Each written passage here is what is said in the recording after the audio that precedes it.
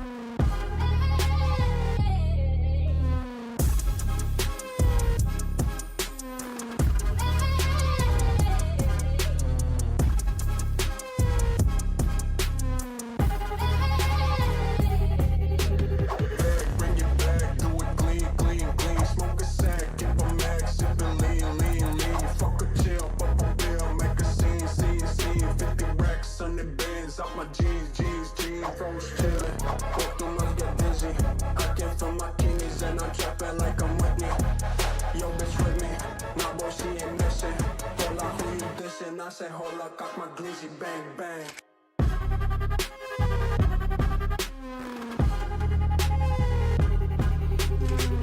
I said hold up, got my glizzy, bang bang.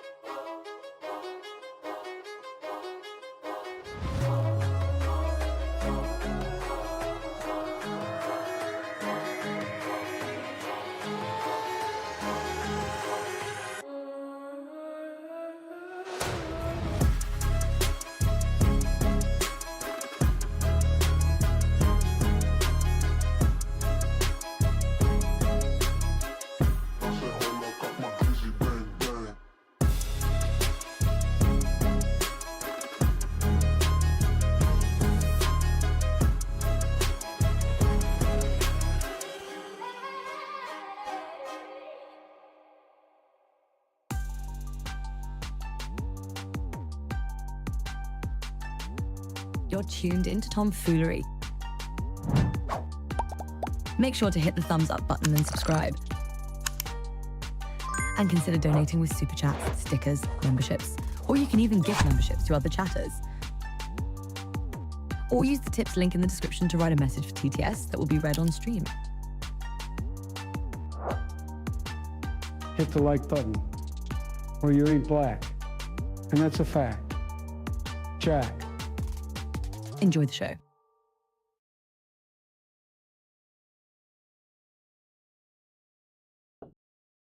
What's up, fools? Today is 12/14/2024. It's 1:38 a.m. Eastern Time. We're going to try to do a quick, short stream. I've been a little busy trying to work on a video. I told you guys the last time that I streamed that I was taking like the call-in that I had with the radio show host and just trying to like turn it into a little bit more, add some more context there, make it a bit more substantive. And I didn't I just haven't been able to finish it. I haven't been able to get it done, and so I'm kind of stuck on this now, trying to get it finished and trying to get it put out. And I only have like a little bit more left, but yeah, I didn't want to miss another day to stream because I missed yesterday as well. So Tom's gonna edit in a few more S words. Yeah, the S word. He said the S word. So yeah,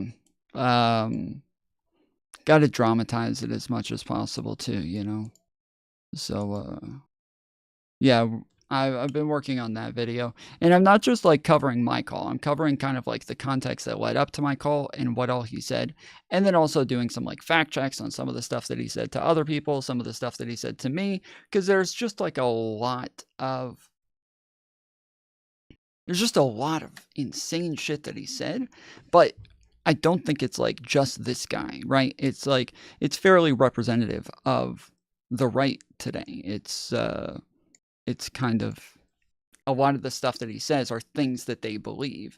And so either there's like a direct, you know, connection to something that I can talk about that'll give me like some space to kind of address some sort of issue, or it's tangentially connected to something else that also happened that is also, you know, a problem with some disinformation that's being spread on the right. And so yeah, there was just a lot there to kind of get into, and so I think it'll end up being like a 45-minute video on about a 2-minute call.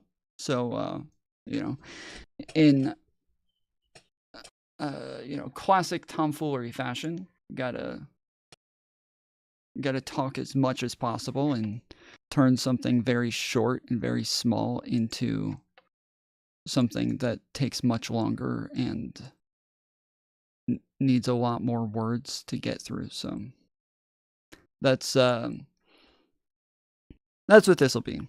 I don't know what the heck was that about. I don't know, dude. I don't know. It doesn't make sense. Like at the time, like Freddie and me, I think it was like MW. We were in the Discord because I sent out a notification as soon as I got on there, and just like because I'd ended stream, raided into his channel, and then once I raided in, yeah, they were just saying some retarded shit. So I was like, all right, I'm just going to call in and I'll record it from my side. And that way I'll have it to like post as a debate later. And yeah, he was just, he was like diverting the entire time. Like every time I tried getting into like my problem, trying to like explain my point, he would divert in a different direction every single time, taking like small little issues with random things that I was saying, and like trying to ask me like where I went to college, asking me what businesses I had, asking, you know, was getting very like, oh, populism, what is this, a fucking college course? What are you talking about? Colloquial context, what does that even mean, man? Like, it was just, the whole thing was ridiculous. So I made the whole thing into a video, yeah, covering like the calls that came before me, and then also, yeah, getting into the fact that he lied like a liar, and yeah, said that I cussed and all that shit. So yeah, it'll be a good video essay about a 2-minute call. So that's the plan right now. And I should have it out by tomorrow, but we'll see. I had initially thought that I was just gonna like do it the day of, so like right after the call finished, I thought, okay, I could still turn this into something, even though like that ended up being a big nothing burger. I could still turn this into something, and so I thought I was just gonna do it like within like a couple hours after it finished. But then after I recorded everything, my mic the entire time as I'm like talking about it and I'm like explaining things, and I'm like, yeah, this happened, that happened, blah, blah, blah. I went to go edit it and my mic was blown out the entire time. So I wasn't able to edit any of it, and then I had to go re-record all of that and do it over again. And then once I did, I found more things that I wanted to talk about. I found like 1,000 more things that I was like, damn, dude, I could talk about all of these other things too. I should just keep talking about more and more things. And so that's what I did. And so now it's way longer than I initially planned, but it is what it is.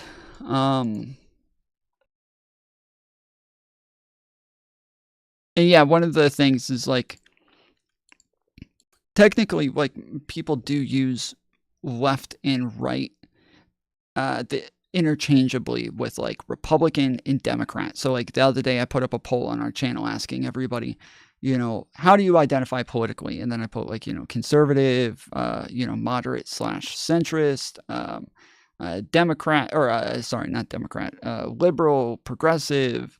And I put all those on there, and somebody replied and said, I remember back when there were only two options, Republican and Democrat.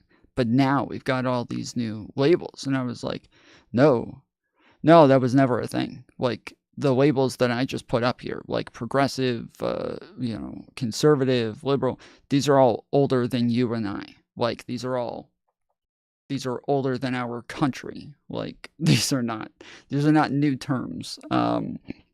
You do not remember a time when that happened. That I can guarantee. You do not remember a time when there was just Democrat and Republican, and that, you know, labels like this didn't exist. I guarantee it.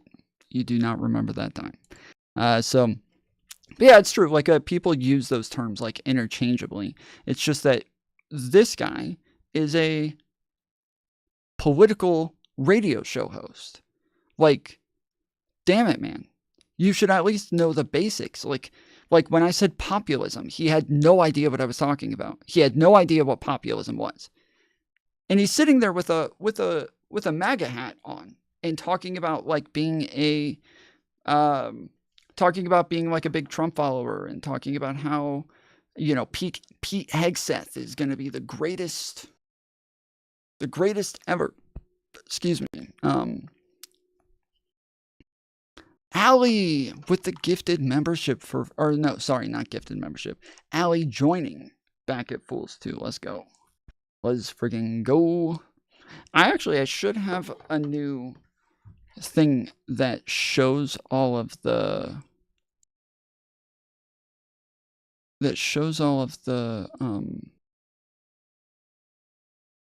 donations and everything. Where is it? Because yeah, it should, just to like keep like all donations up on screen, and just, yeah, there we go. So yeah, donations, memberships, all that crap. We'll just keep it up here at the top now, and then after anybody's after they send like a donation, a super chat, a tip, whatever, you know, membership, then it'll stay up there until somebody else sends one. And so yeah, the first two should always be up there. I don't know how it works if you donate like 5 gifted memberships or something like that. I don't know if it actually keeps those on there. So we'll see. Crap. That does not make sense.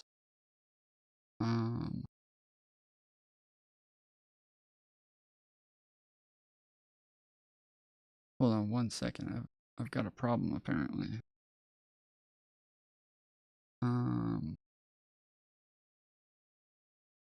Yeah, this is not good.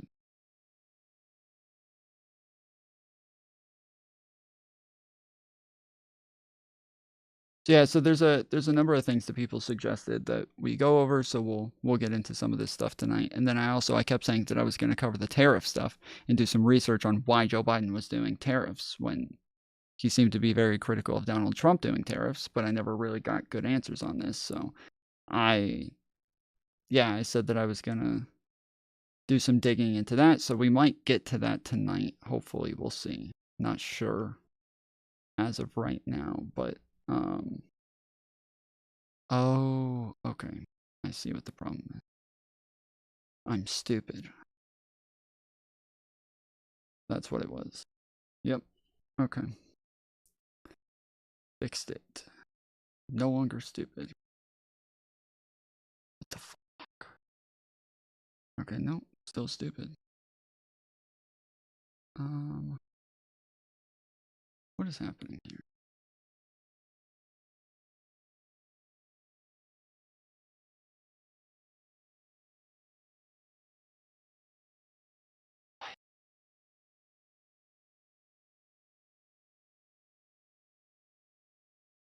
This, yes. Okay, that should be in there. Oh my goodness! What is happening? I'm trying to order my food, and it keeps saying that my card's not going through, but there's no reason that it shouldn't go through. And so now I'm getting a little frustrated with this. Okay, yeah, that's the one. And so this right here should go... Yes, that's what it says. Oh, that's not what it says. Okay, never mind. I'm not going through all that trouble to fix that. All right.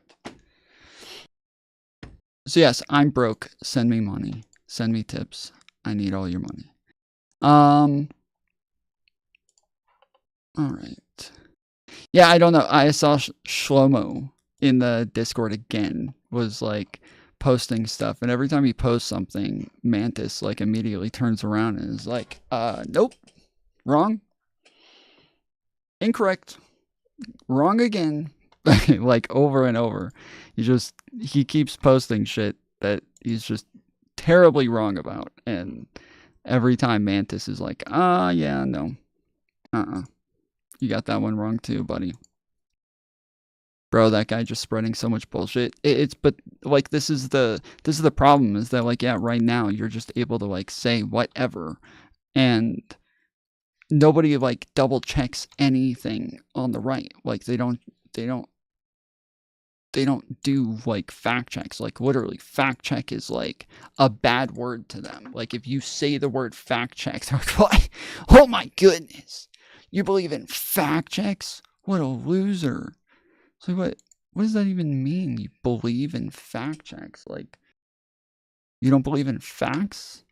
There was actually a video that Zach sent me today that looked really interesting that I never actually got into, but is this right here. Speaking of fact checks, he sent me a couple of this guy's videos, and yeah, the channel's called Dark Matter 2525, and this video is called The Narrative versus the Truth. You are now in the narrative age, and in the narrative age, the truth is sacrificed for the narrative. It doesn't matter if it's on video, if you saw it with your own eyes and heard it with your own ears. If it's against the narrative, then it will be deemed false, period.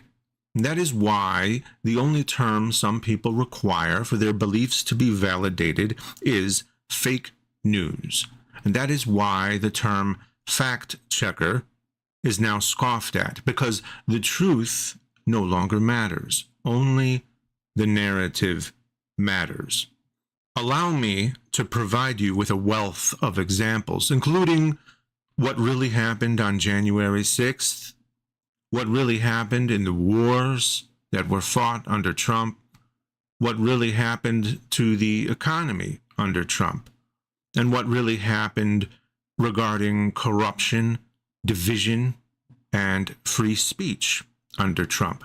I've chosen these things in particular because each of these have very specific narratives that people believe without feeling the need to research whether or not they're true. That's the purpose of a narrative. They've practically become sloganized. People have a Pavlovian response to these narratives. They do your thinking for you. And if someone contradicts the narrative that has been etched into your mind, then the narrative protects itself. Yeah, like I agree with everything he's saying, but everything he's going to go over is shit that we've gone over 1,000 times. Like, we don't need to go over January 6th again. We don't need to go over, you know, what Donald Trump's economic policies actually did and how they were all actually net negatives. And, you know, we don't need to go over, like, yeah, the wars and all this shit. Like, we don't need to go over this stuff. We've talked about all of this stuff 1,000 times. Maybe he's a fool. Maybe that's what it is. Maybe he's a big Foolery fan, and he's just taking everything that I say and putting it out like this. And Maybe that's what it is. He reminds me the way that he sits here with like, you know, his arm like right up against the camera, and he's like turned sideways with his bald head, his beard, you know, facing the mic away like this. He reminds me of Wes Watson. You guys remember Wes Watson, the guy who was like screaming and yelling at Andrew Wilson, saying that, you know, you didn't even go to prison, dude. You don't know anything. You didn't even go to prison. Yeah. Fool's gang. Prison gang. Yeah, same thing. So yeah. The triggered snowflake. Yeah. A political storm over the federal response to Hurricane Milton will hit Capitol Hill tomorrow. A House oversight hearing is going to probe allegations that FEMA workers skipped over going to homes with Donald Trump political lawn signs.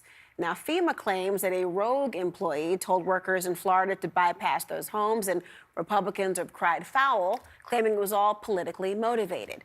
So yeah, every time we've gotten into this and every time we've talked about it, this is what I've said, is that, yeah, she says that they approved this. I think her exact words were that they tacitly approved it or something like that. That she was saying that like they were approving of it.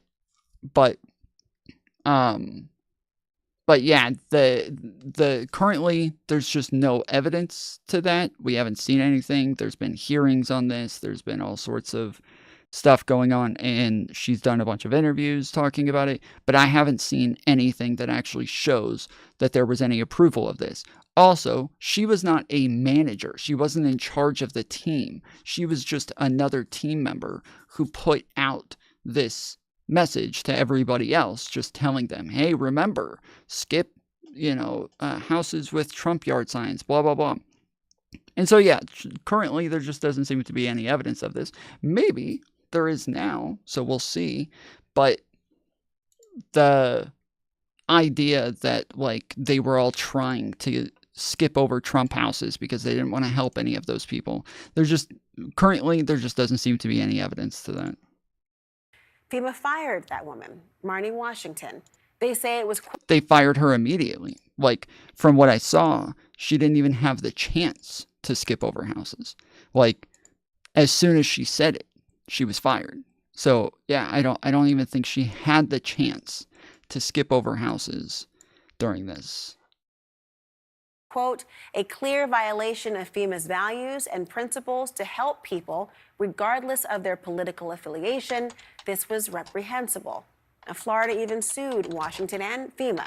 Well, now Ms. Washington is firing back, saying that it's common practice for FEMA teams to avoid some places when it's based on hostile interactions. With me now, former FEMA official Marnie Washington. Marnie, thank you so much for joining. I understand this has been very difficult for you. You have received death threats and you don't feel safe. No, I don't. And thank you for allowing me on your show and for giving me a voice. It's been a tumultuous event and tumultuous. A battle. Oh my goodness. But what I'd like for the American people to know is before I even deployed to Florida, that this was the work culture there. I was on 2 teams in Florida. And the first team, when I arrived, they were implementing avoidance and de-escalation. And unfortunately, that trend ran with those Trump campaign signs. So before I even had my own crew in Highlands County, this was the practice. And it's verifiable. When you say, avoidance and de-escalation, you know, you shared the field guidelines with us, which urge workers to remove themselves from a hostile situation if they feel unsafe for any reason and if they feel threatened. Were there reports of hostility in the neighborhoods that you were responding to as a result of the presence of signs or otherwise? Yes, we've had people verbally express to us that our presence was unwelcome and unwanted. And we saw it all here as well. We saw tons of people here saying, fuck FEMA. You know, they're trying to kill us. They're trying to take our homes. They're You know, they're trying to stop people from helping us. They're blocking roads and not letting in aid and not letting people bring us water. And like, there was just all sorts of rumors and bullshit going around about FEMA at the time. And yeah, there were tons of people saying really messed up stuff about them. And so it made sense that like, that they were, you know, trying to be cautious. But what I said about this at the time and what I said to like Rob Noor when him and I talked about this is that it doesn't seem like horrible to say that you're going to skip over some of these houses. I don't think that that's an insane thing to say. I think the only way you can say it though is if you're planning on, like, you already have a plan to hit those houses anyways, right? So if you're saying, hey guys, we don't want you guys going to those houses as you're walking around by yourselves. So instead, we have other people who are going to hit those houses and they're going to have police escorts. That's perfectly fine. Yeah, no issue there. Like, as long as they're getting out to all of these houses as quickly as possible, then that's the important part. But if they're saying like, oh no, just skip those houses, and then that's it. You don't hear anything else. It's just the ideas that you're just not going to these houses now. Yeah, that would be ridiculous. That would be insane. And so I can't imagine that being okay. And I can't imagine them doing that, especially if they're going to turn around and fire her just for sending the text message. Like, that seems like they were not okay with this at all. Some people had some tact about it, and some people were not so nice about it. But all of this information was communicated with my task force lead, which is my direct supervisor. So I did not act on my own volition. Everything we did was out of the focus of safety and making sure our team felt comfortable. Who gave those orders? You appear to be conveying them, but you weren't the one where they originated. Is that right? That's correct. All of my orders come from my task force lead, Chad Hershey. His whole mantra this entire deployment was to make sure people felt comfortable and make sure that they felt safe. And that's because we were in what FEMA categorizes political hostile territory. Do you know how they define politically hostile territory? Yeah, how did they define that, and where did they define that? Like, where did they say this meets our definition of politically hostile territory, and so we think now, like, this qualifies? Where did they say this? Where did we get that from? And where's the evidence that Chad said this as well? Was it a particular campaign that you were feeling that way towards, or was just the idea of the times that you were in at the times of the relief being requested? Again, before I was even deployed to Florida, there are accounts of Trump supporters being very passionate about their political stance. And unfortunately, that led to them saying they would either do bodily harm to FEMA workers or they would do take threatening actions towards FEMA workers. And that was the trend, not just in Florida, but you'll see that in North Carolina as well and Georgia. Did that translate to avoiding all homes that had a Trump sign, or were there select neighborhoods that you implemented that trend in or responded that way? That's an excellent question. It was only selected areas where teammates felt uncomfortable. They did not feel safe and they feared for their safety. So if this was something that you were following from FEMA's protocol, you didn't invent it, you didn't originate it, it was already a practice, you say, before you even got down there, why are you taking all the heat? It is the surge capacity team that leaked that information, and they did it with the correct timing after President Trump took office. So this raised questions of violation of the Hatch Act, which clearly there's not, because we registered Trump supporters. What? Hold on. Am I crazy? Did this not come out before that? Am I nuts? I could have sworn this came out before Donald Trump got elected. Is that not right? Kevin, welcome to Fools 1. Another member, let's go.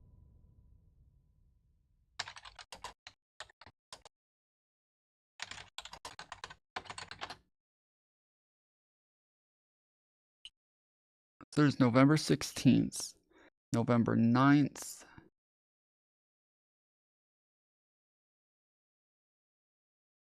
Yeah, I guess November 9th is the first one that we see. Huh. And she said it was the Surge team that leaked this? Okay. We've given them service as well, just we avoided the areas that were hostile. Unfortunately, I ended up with double the teammates. We're supposed to only have 5. I ended up with 11 teammates, and half of those teammates proved to be anti-FEMA. They were quite critical of the entire deployment process while we canvassed Highlands County. Do you think you're being scapegoated? Because FEMA noted in your dismissal letter that you had no prior disciplinary action, none, but this alleged misconduct totally outweighed your positive record. I believe to an extent that she did believe that she was doing the right thing. I do believe that.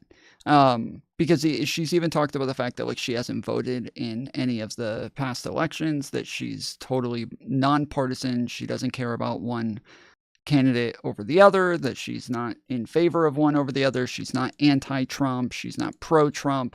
She's not pro-Kamala, that she just doesn't care about like any of it. And that she's just completely nonpartisan. So yeah, I wonder. I totally wonder, because like this has been blown up into a huge thing. Because initially, obviously, like I said, the Trumpers were already running around saying that this was happening, that they were refusing to help them, that the whole thing was about Biden, refusing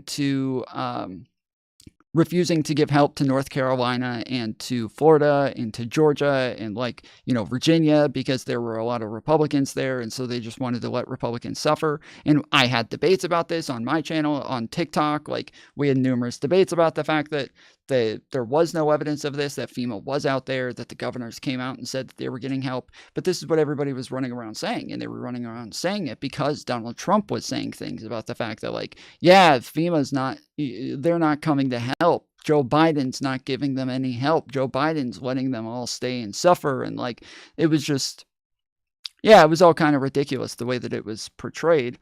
And so there was already that narrative. And then when she sent that text message, that was just really bad. That was really, really bad that there's now something in text saying this from a FEMA worker, to where if it's true that they actually did say this, that somebody higher up did say this, then yeah, they probably saw that and were like, oh shit, she sent that in a Facebook Messenger group with tons of other people. This is going to get leaked. And she even said that her team was anti-FEMA. So if her team is anti-FEMA and she sends this text to her group that is anti-FEMA, then it's likely going to get leaked. It is very, very likely going to get leaked. And so now they just have to fire her. There's no choice. So yeah, I don't know. There's too many weird claims that she's making that still just don't have any support to them. And I'm interested to see if she ever comes up with anything. But currently, even now, she's saying that it was FEMA that leaked it. What did that feel like when you read that?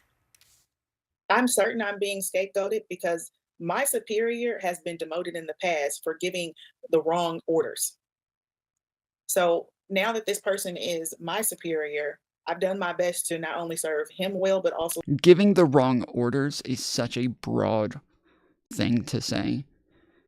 That's way too broad in general. I don't know. That doesn't really help us at all here. Think oh, in the past, giving wrong orders. Well, then he probably did this one too.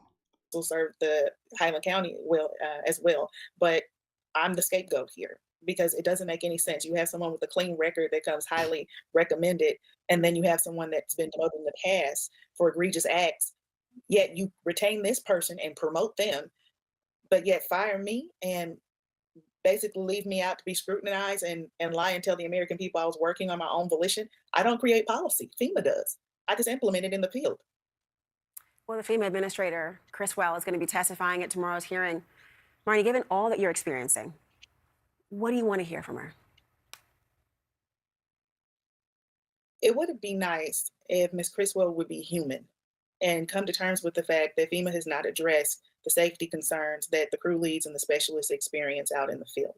There are plenty of reports that discuss hostile encounters, is how FEMA describes it, and our method is avoidance. I don't understand why we're hiding that from the American people. If someone feels unsafe, what employer subjects their employees to a hostile work environment? Nobody does that. Have you been asked Why to testify? can't we be transparent about that? No, ma'am. Are you surprised, and would you do so if they asked? I will come forward. You know, I am surprised that you don't have current counsel representing you, Ms. Washington. Have you tried to get counsel and been unsuccessful in anyone representing you here? Yes, apparently a lot of people are afraid to take on this case because no one wants to deal with the government. It seems that the Stafford Act is layered in. I have so much trouble believing this, dude. If she actually had any evidence to support her side, she would be able to, she would have lawyers lining up to take this case. The problem is not whether or not they want to go against the government. The problem is that you don't have a whole lot of evidence against them.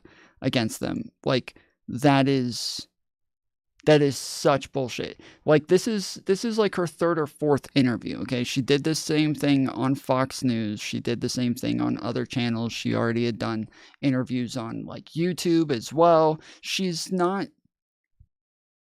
I don't know why none of them have asked her, like, do you have any evidence of this? Do you have any messages showing this? Do you have other people who can support your claims that, you know, Chad told you guys to do this? Like, anything.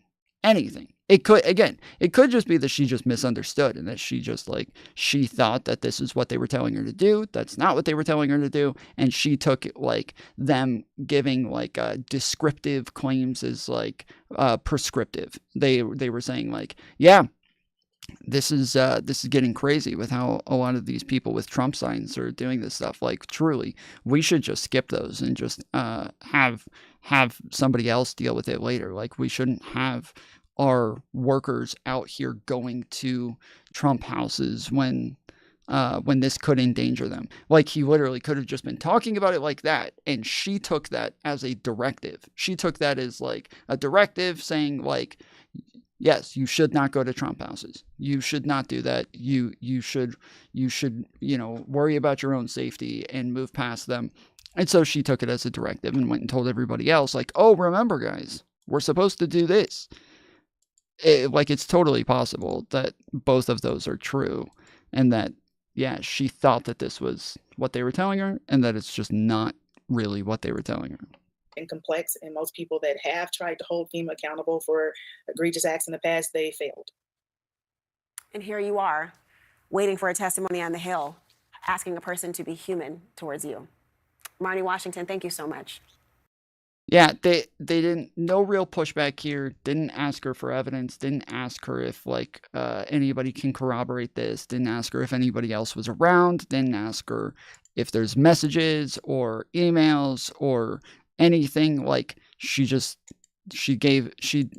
is a horrible interview, and this is what all of them look like. They all are the same, where they're just not really pushing back and not really looking for anything, and this is getting obnoxious.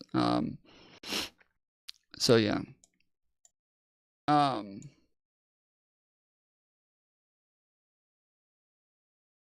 Yeah, I was supposed to debate Wick today, and he kind of, like, initially said, so I mean, I've been talking about this all week, saying that Wick was talking about the fact that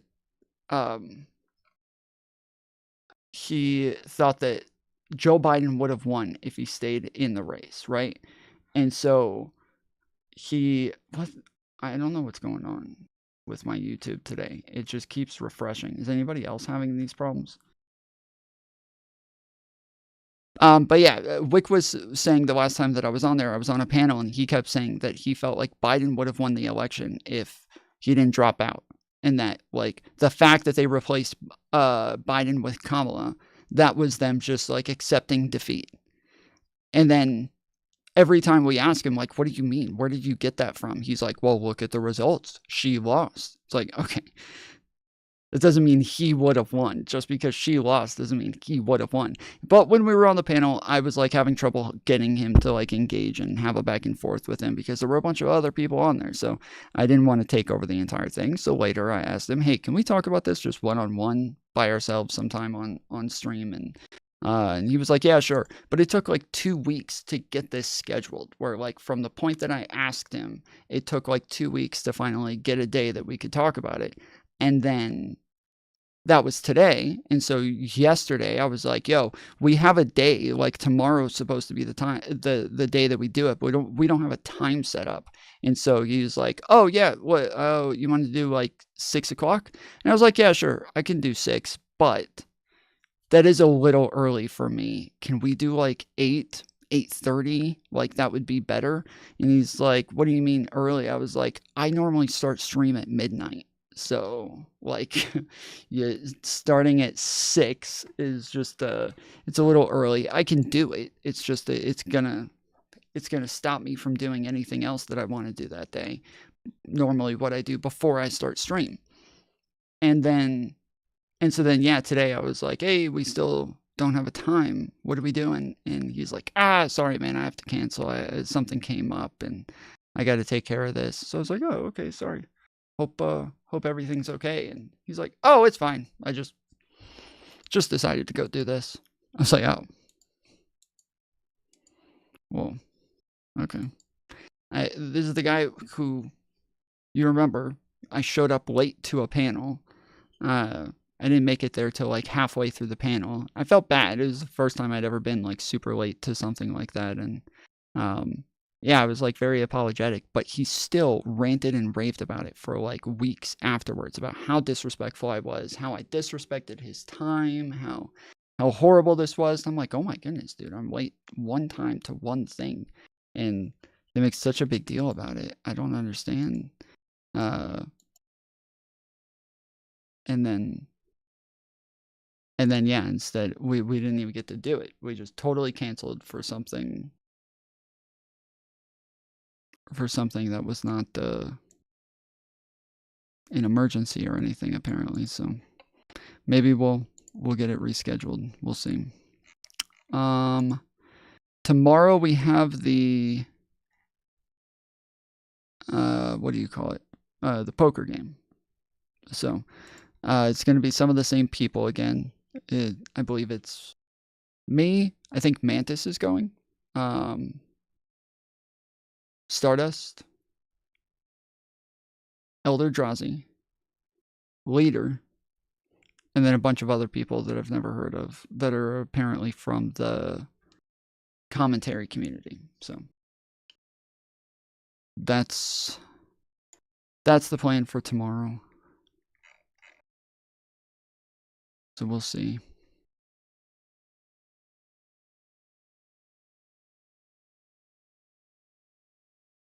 We also talked about this on the last stream, the OnlyFans girl who slept with 100 guys in a day, and then apparently they were doing a documentary on it, and they were asking her a bunch of questions about it after it happened, and she started crying. And I was like, yeah, it seems like she was overwhelmed. Like it felt like she had been up for like 30 something hours, like 35 at minimum, that they literally took about 35 hours to go through 100 guys.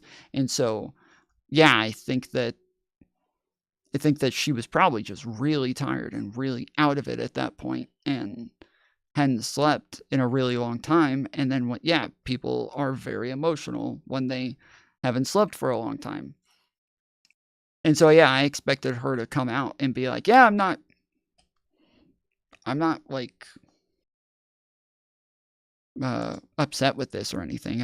I'm not regretting any of it. I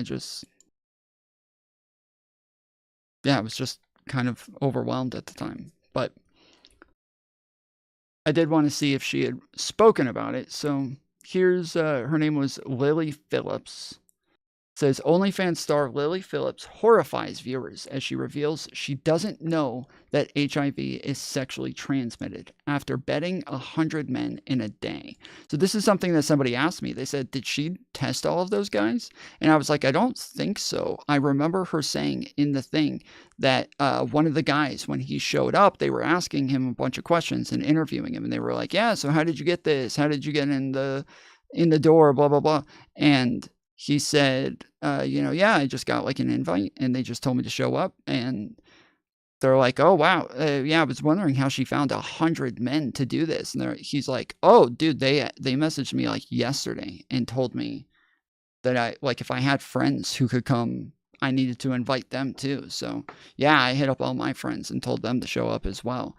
And so yeah, if they're messaging people that late into the game, telling them to come show up to have sex with her, I doubt they're doing any sort of fucking testing. If you can just, hey, hit up your homies, let them come have sex with her too. Like, yeah, it doesn't sound like there was any real planning that went into this. And they even said that it was very disorganized, that everybody was kind of wandering around. Nobody knew where they were supposed to be, what they were supposed to be doing. So makes sense that she didn't know HIV is sexually transmitted, which there were producers and other people there. How did nobody say anything about this? How did nobody mention this to her? Lily Phillips, 23, left viewers on social media feeling sick after shock admission. An OnlyFans star who slept with 100 men in a single day has left social media users sick to their stomachs after making a shock admission that she didn't know HIV is sexually transmitted. Lily Phillips, 23, from Derbyshire. So yeah, she's British. So just keep that in mind. Bedded the men in October to create content for her OnlyFans page, and also chronicled the experience for the Good Squad production YouTube documentary. I slept with 100 men in one day.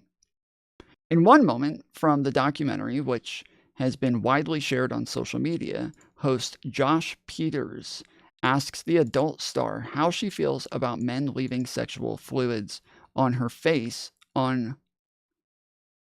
in her mouth. Sexual fluids on her face, in her mouth. I think that's supposed to say or in her mouth.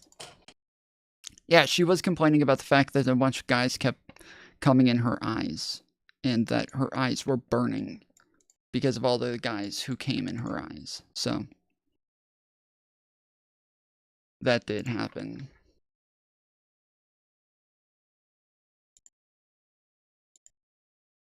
Is this an ad? Am I able to go back to the last one?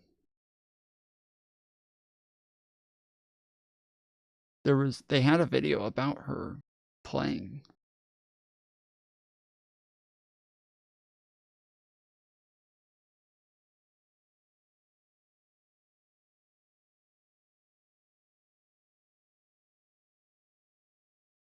Oh, sweet. My speed up thing works to where I can make it go faster. Get some sweat in the game. This oh my football goodness. season with Okay. chalkboard. I fucking, never mind.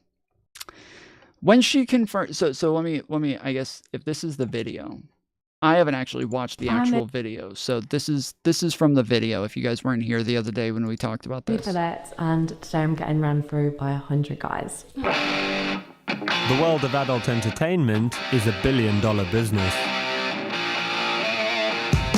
As an English company was planning on hosting an event where she would sleep with 100 of her fans in a single day. How did you get into doing this for a career? Well, I started when I was at university. Thank you for showing us. No worries. I didn't realize the plan was to do it with her own fans. That makes it a much better That makes it a much better gimmick, is that, yeah, you're sleeping with your own fans. That seems a lot better. Makes a lot more sense, at least. When I say better, I mean it's like it's a better gimmick. Pounds in one night. I'm gonna go get some oysters and champagne. You have your little ones? They can cry in a Ferrari. I'll show you my first month. 13,330. It switched off for a little bit, so it's just... So how are you doing this? You put out a phone number Yeah. and people can just apply? Yeah, so I put out a little Twitter post. Sheesh. And all you do always have to send in a photo of you holding your ID. So this guy's from Belgium. He is 32. Oh, he's from Barbados. Jesus. We're going global. Days where I'm sat here on a Sunday, I am feeling a little bit more lonely. My friends have all got boyfriends. And I'm like, you know, I see a comment and people are like, God, no one's ever going to marry you or something like that. And that can definitely like make me feel a little bit like, oh God, have I chose the wrong career? But like, I just totally love my job. But just like people talking about your body constantly, how you look, every day someone like picking at you, I think that's the hard part. And also just the pure fact that people think so much less of you. So this is the day that they actually did it.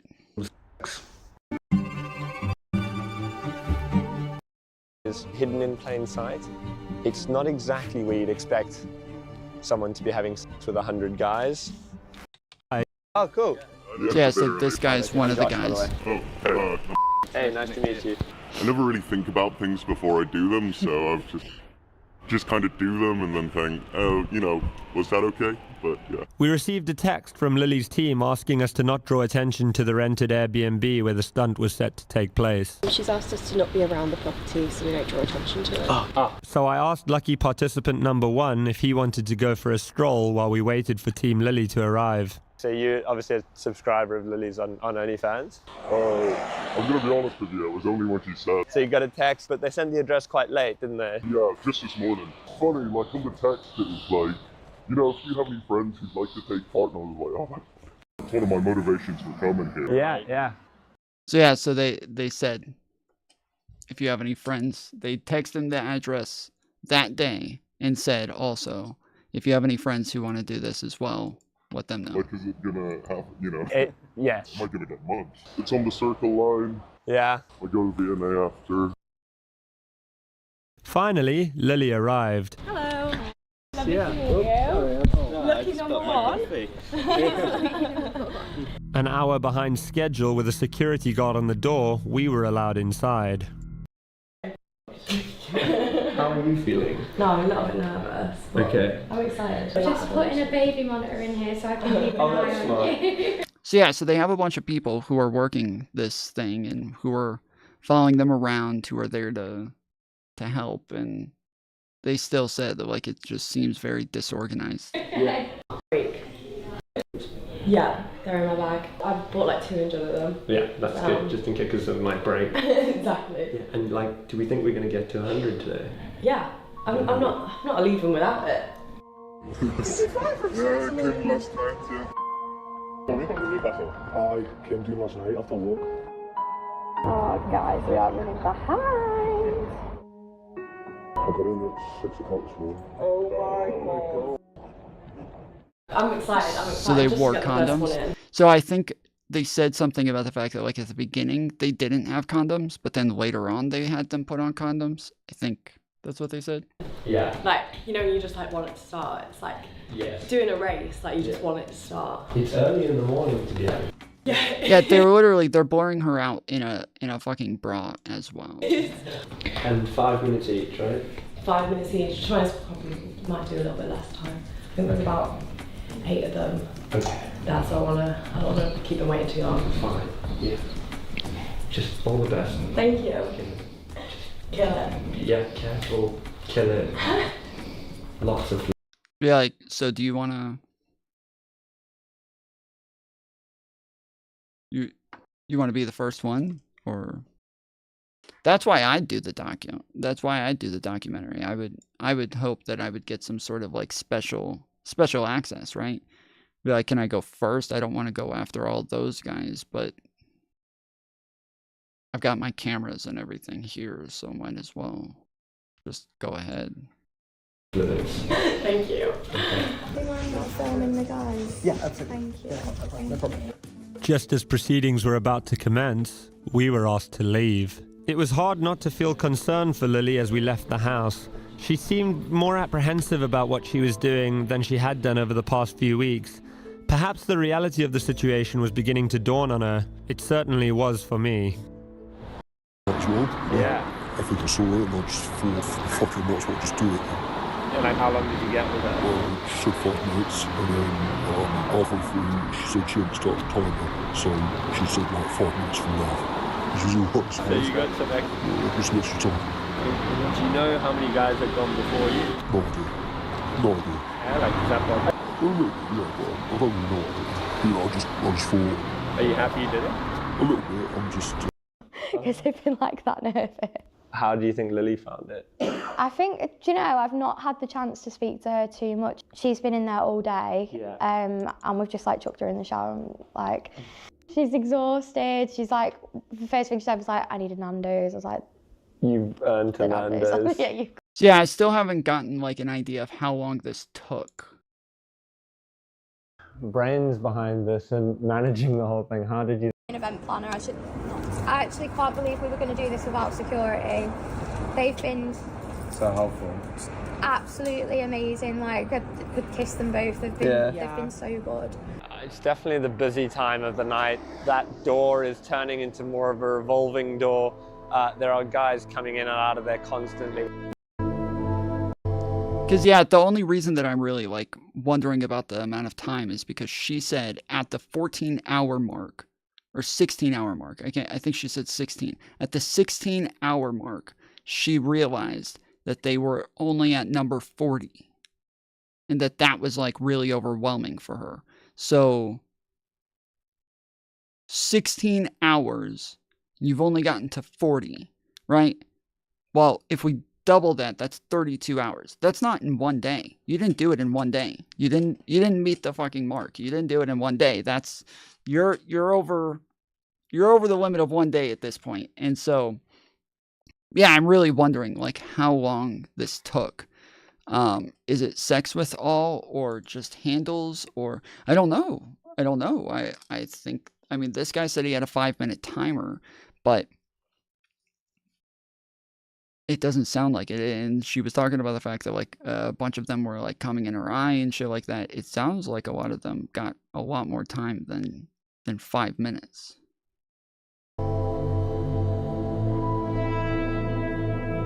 Then, finally, the feat was complete and we were invited. Oh, sure. I don't care about the fucking, like, whether or not they met the goal. I'm more concerned about, like, again, I'm saying that I think, to me, if she actually took this long, that, like, the whole crying thing doesn't seem like it's this horrible, like, regret that she has, but instead sounds more like she just was overwhelmed. That's what I keep saying. So that's why I want to know about, like, the timer, how long it took. Inside. Hello. How are you? Good. How are you? Did you complete? We're done. Oh, yeah. Lily's just in the shower now. As the sort of brains behind this and managing the... When I was like going through like, yes, can you make it to London today? And a lot of them were like, yeah, that's fine. We were just like scrambling to get guys. So I was outside having a smoke with them all. We're just all talking and getting along, and then we come back in here. And That's mind-blowing that she's like one of the biggest OnlyFans stars in the world, and they were scrambling to get guys. It was hard for them to get 100 guys. That's crazy. Got the music on vibe and it was really nice. There were a couple of guys that Joe messaged me like, oh, I didn't really perform well. Can I come back? And we've been like, yeah, that's fine. And they've just like come back. Oh, really? Redeemed themselves because they've been like that nervous. How do you think Lily found it? I think, do you know, I've not had the chance to speak to her. Hey, do you need a breather? She's like, no. It stinks. What does it smell like? Like brace yourself. Brace yourself.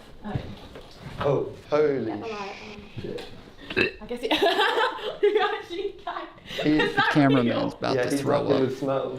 Lily then walked us through the process that she had repeated 100 times that day. come on in, make yourself at home, take your shoes off. I've got some hangers here if you want to put your coat up. Nice. Come on in, where you travel from today? Oh, lovely. Yeah, oh, it's so nice to meet you. I'll get you on the bed, make yourself comfortable, take off your trousers, and we're going to have a fun time. And I'll give them the phone camera. I'll just say, I'm guessing you don't want your face in it. Yeah. And if they don't, it'll be POV phone camera. Yeah. I'll start usually with a job, and then I'd say, like, is there anything you like, don't like, any certain position you want to do? Yeah. And then, yeah, we kind of got straight into it. Did you do the with a condom on or?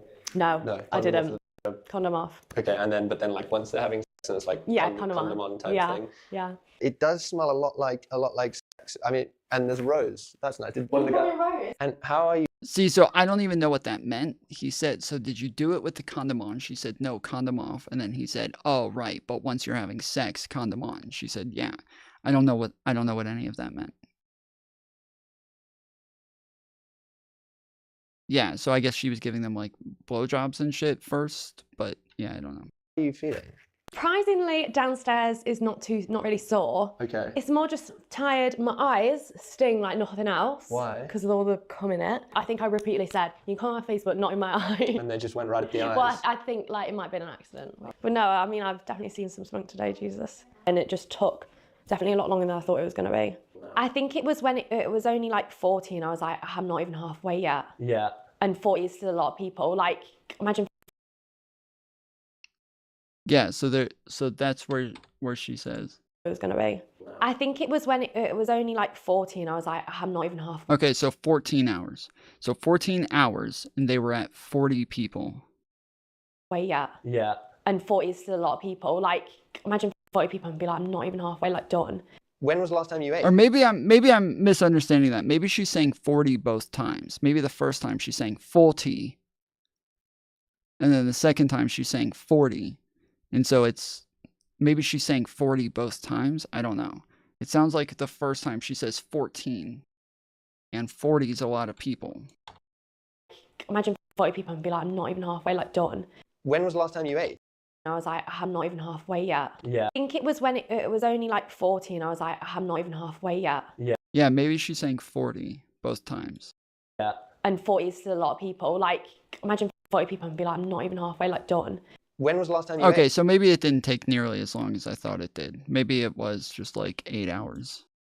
I think I had a yam yam. Yam yam, is that what they're called? A little pastry. And I think I had a sandwich, and that was and then the rest come.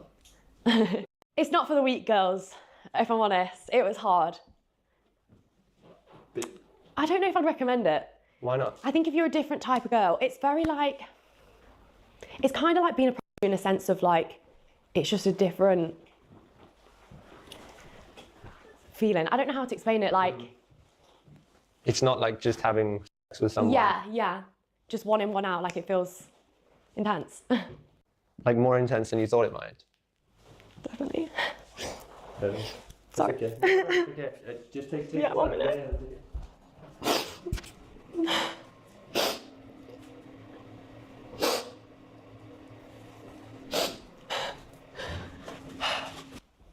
I think I was you know when I talked to you last, like I was not nervous, it was like the day before, I was like, oh, I'm so nervous. But it was good, it was more, I guess the interactions when like, I'd have to stop them early and like, you'd have to stand on business and be like, I'm so sorry, you got to go. And like the awkward interaction of like you feeling pressure to have to make them come if like you haven't spent enough time with them and feeling like you didn't give them a good time because like they only got 2 minutes. And that's what's making you feel emotional, is that maybe you think you didn't give some guys a good enough time today? Yeah, and it's hard, I think, having the interactions with them when they're like, what, you're not going to make me finish, I've come all this way, like kind of. Okay, so fucking shit. So this was just massively misrepresented. What the hell? Everybody just clipped the part where she says, like, it feels like a prostitute, and then she starts crying and walks away. But immediately after, she explains that that's not what she was crying about, that she just felt bad, that like over and over it's an awkward thing to do, which I can understand, like even though like you're kind of doing it as a gimmick and they should know that this is kind of a gimmick, that like this is obviously like it's just like a human thing for people to feel like, you know, they want to please others and want to make sure that they're not being like a jerk to the other people. And even that guy, the first guy, said that like they said 5 minutes, but then they forgot to start the timer. Now most people would be like, yeah, like we know it's about 5 minutes anyway, so like you got to go ahead and go. But she instead was like, oh, well, I didn't start the timer, so I guess timer starts now. And then like then the 5 minutes started, right? So she's so yeah, this is totally different than the way that people represented it, and they made this sound like it was her just totally regretting the entire thing, and she's, you know, second guessing her life decisions and how could it lead to this moment. And no, that's not what it was. Kind of like guilt tripping me a little bit. I felt bad, like some people just travel so far, like I didn't want to give them a shit time and like come away from this and be like, oh, that was shit. I think sometimes like feeling so like robotic, like by I think like the 30th, you know, like when we're getting on a bit, I've got like a routine of like how we're going to do this, and like it just, sometimes you'd like disassociate and be like, you know, like it's not like normal things at all. In my head right now, I can think of like 5, 6 guys, 10 guys I remember, and that's it. But it's just, I don't know, it's just weird, isn't it? Like if I didn't have the videos, I wouldn't have known I've done 100, you know. But yeah, I think that was kind of the hard part, is like conversing with them, and like when they'd kind of be like, oh, like we've only had 2 minutes or 3 minutes, and you said 5 on the message. Did someone say that to you? Yeah. And obviously it just makes me feel so bad. Do you think you should feel bad about that? I guess when you've promised something to people who support you, it's kind of hard to let them down. But it's up to you, right? Like when you know. Yeah, yeah. Have you even processed, do you think, what's happened? Not yet. God, I won't forget the stages. I mean, that I can understand that as well. Like a guy comes out there, who knows where they came from for this, right? Who knows? They could have come from freaking America to come and just like be part of this, and they're supposed to get 5 minutes, and then they got 2 minutes, and they're like, this wasn't even half of what I was told. Like, I'm sorry I came all this way. Like I'm close. Like I literally just, I purposefully have not jacked off all month so that I knew I would come really quickly today. And now I'm like right there and you're cutting it off. This is,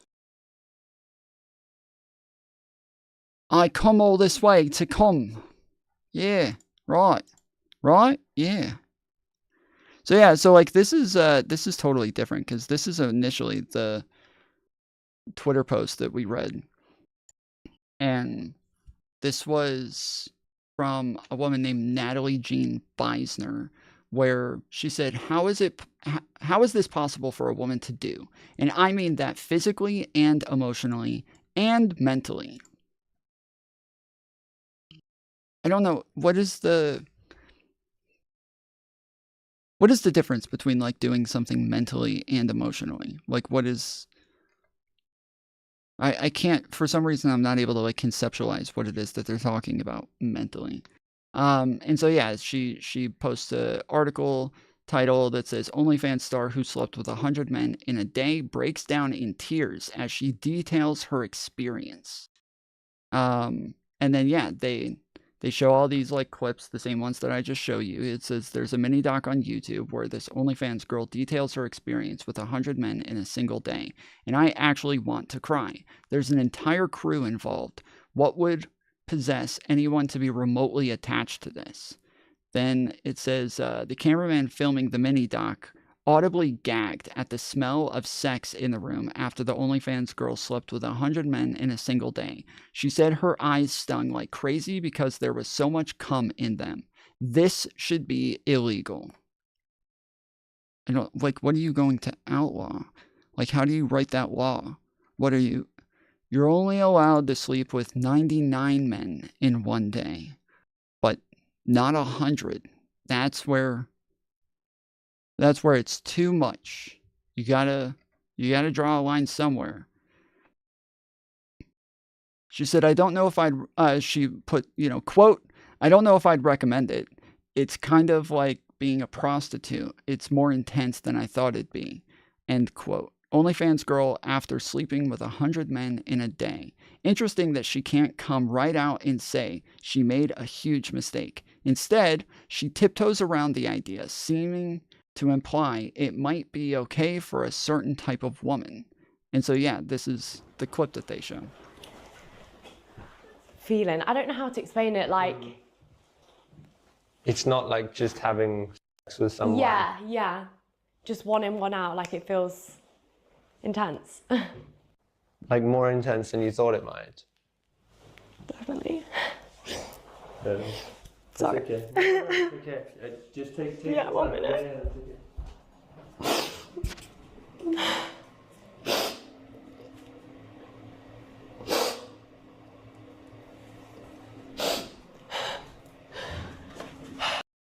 And they made sure to get all those sniffles in there and everything.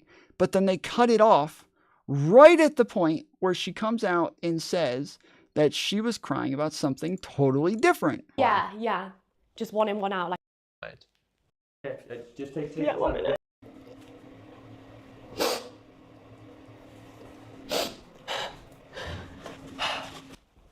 I think I was you know when I talked to you last, like I was not nervous. It was like the day before. I was like, oh, I'm so nervous. But it was good. It was more, I guess the interactions when like I'd have to stop them early and like you'd have to stand on business and be like, I'm so sorry, you got to go. And like the awkward interaction of like you feeling pressure to have to make them come if like you haven't spent enough time with them and feeling like you didn't give them a good time because like they only got 2 minutes. And that's what's making you feel emotional, is that maybe you think you didn't give some guys a good enough time today? Yeah, and it's hard, I think, having the interactions with them when they're like, what, you're not going to make me finish, I've come all this way, like kind of. This is so freaking messed up, dude. They all cut that off right at the same point. They wanted to get all the tears in there, all the sniffles, and then they get to run with their narrative that this is all what happens. This is what feminism does to people. And I'm pretty sure this is literally what the woman says. Like, I think she at some point, like, says something retarded, like,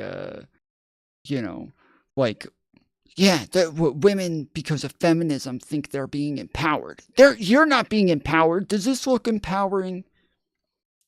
So this guy said, King Wasp said, well, from my own experience, a man lasts about 10 minutes max without Viagra.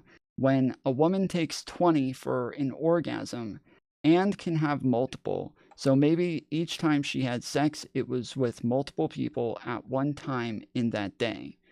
And Natalie Jean said, it wasn't. She had each man at one time, one right after the other. And it goes without saying, she didn't climax each time, which makes this all the more incomprehensible because she can't even claim hedonistic pleasure.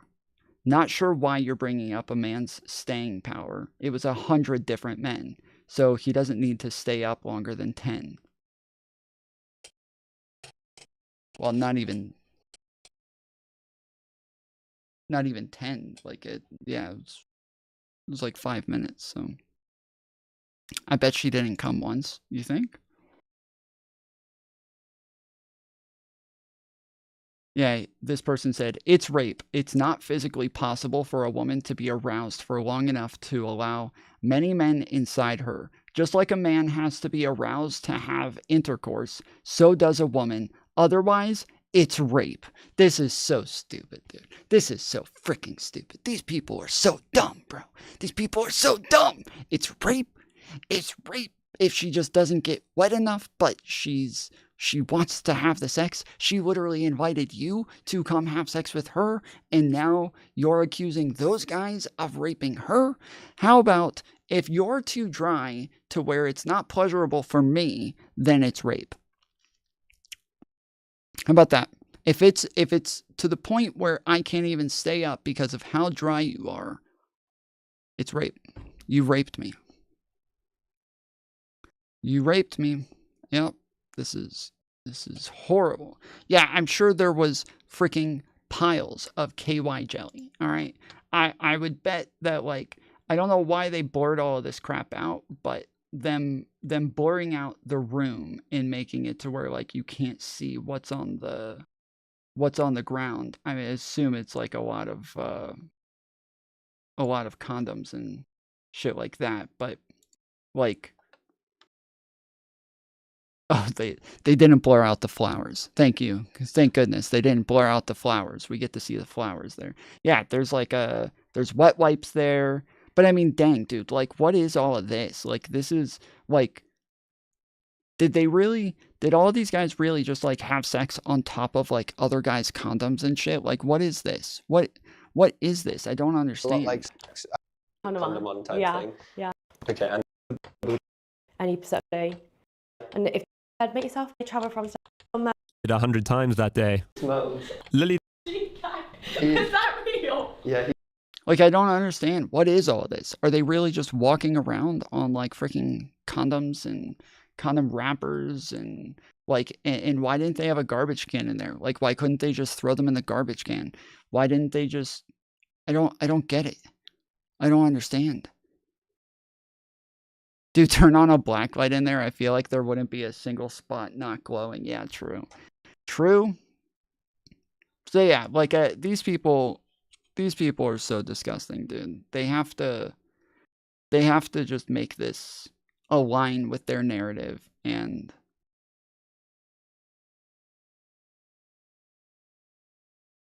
it's all ridiculous.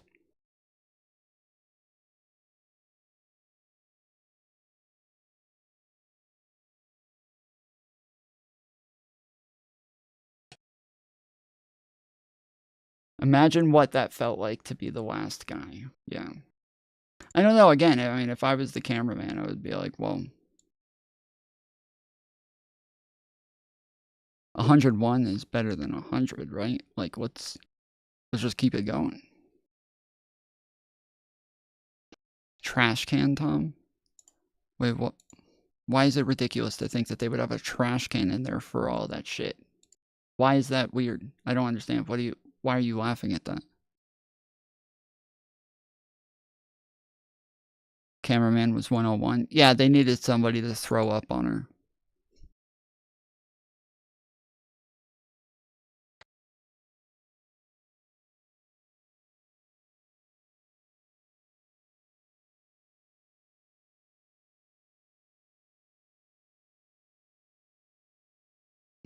She says she now wants to film herself having sex with 1,000 men and that her parents support her. She also says one day she wants to get married and have 5 kids. She seems to think her actions have no consequences on her future life and happiness. Well, I mean, it's just, yeah, it kind of depends on how much money you're able to make, because if you're able to... Because that's what bothers you? What do you mean that's what bothers me? None of it bothers me.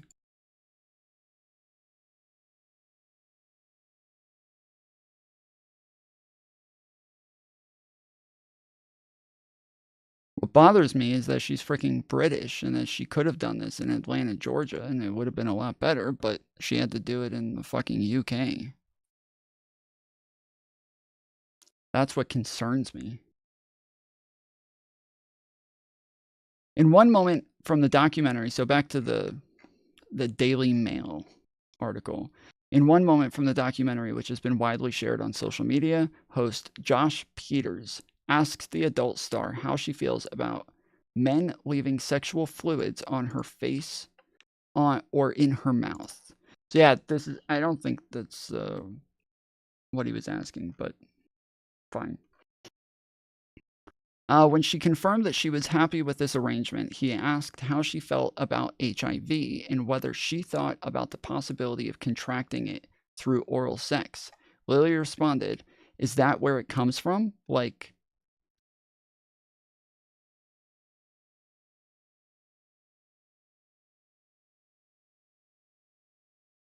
What is that word? I don't know what that word is. Oh my goodness, fuck that video. What is this? Spunk?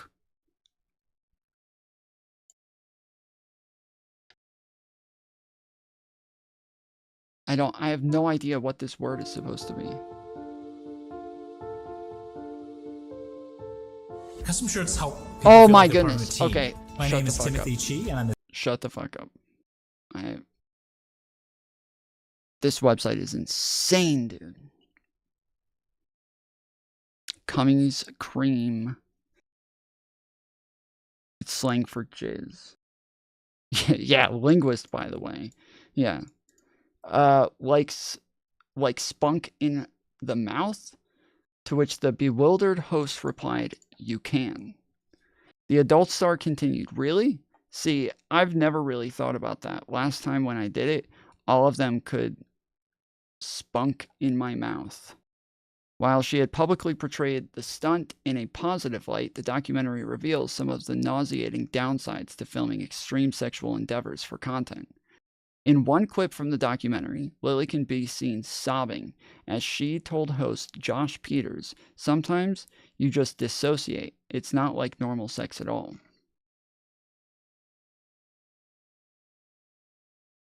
In my head, I can think of 5, 6 guys, 10 guys that I remember. And that's it. It's just weird, isn't it? If I didn't have the videos, I wouldn't have known that I'd done 100. Lily's shock confession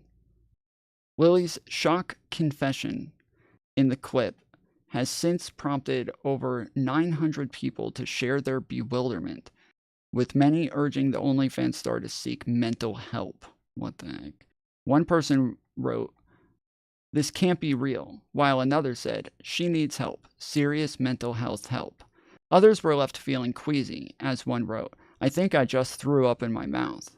Another commented, "I just can't. Even looking at her now turns my stomach a bit." Meanwhile, a number of people shared concerns about Lily seemingly failing to prioritize sexual health during her romps. Romps? Are these people all British? What the heck? Another responded, they said in the documentary, "Men with tests take priority, but end up letting a bunch of randoms with no test proof in because a bunch of guys canceled the day of." Damn, dude. That is freaking insane. Oh my goodness, bro. That is insane. A third wrote, "That pretty much sums it up. She hasn't put any thought into any of her choices."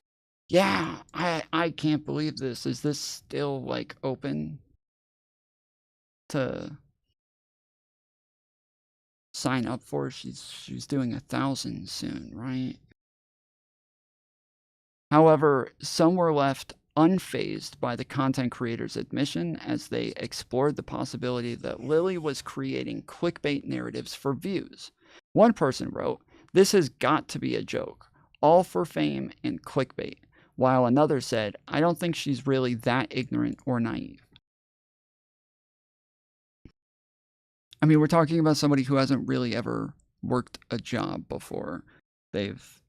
She said that she started doing this in college, and yeah, it sounds like this has been her entire professional life, so it's not all that surprising. It comes as British sex worker who was deported after she offered to sleep with schoolies and filmed their encounters for an adult subscription site has broken her silence to deny claims that her outrageous stunt was predatory. Bonnie Blue, whose real name is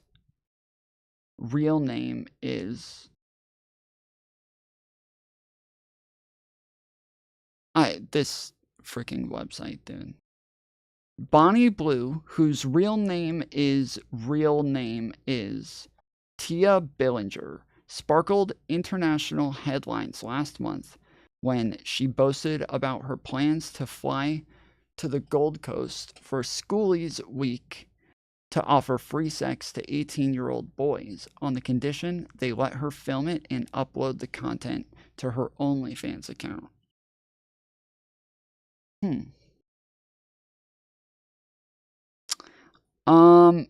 Yeah, I don't. Why? What are schoolies? These are people who are just still in school. Is that what schoolies means?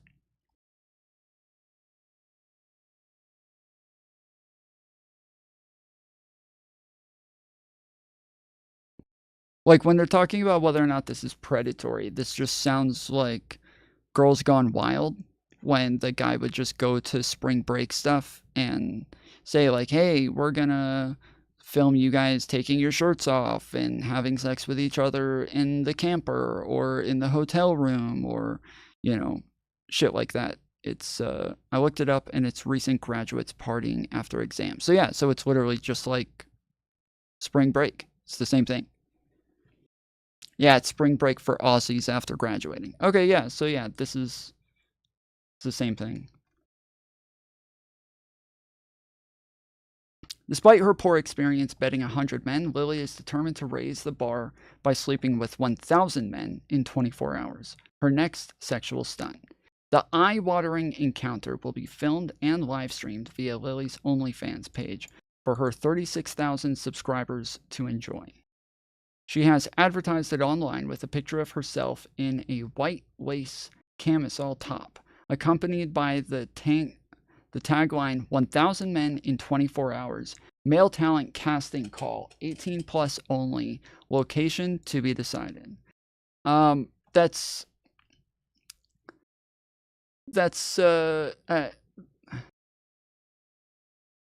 odd, yeah, after she like felt like the last one was overwhelming. Now she wants to do the same thing times 10, which I would assume, this is what I have to assume. I have to assume that so far she's gotten so much press off of this and so many new subscribers that this was just totally worth it and that she wants to continue moving forward and just do it again, but bigger. I think that that's that this probably was, yeah, more than beneficial for her. Hopefully she will get them tested this time. But I dreamed it up with my assistant. I can't wait. It's very exciting. It will be a world record, a real challenge, she previously told dailymail.com. The current record holder is a woman called Lisa Sparks, who had sex with 919 men in Warsaw, Poland in a day in 2004. Imagine getting that far and not making the 1,000, Lily laughed. Reflecting on sleeping with 100 men in October, the English Rose referred to it as warm-up exercise. Nice. That was a little warm-up to limber up the big one. Like doing a 10K before the marathon, she said. And it's like a marathon. I carb loaded the night before with a huge bowl of pasta, she continued. It's really tiring, not just physically, but mentally.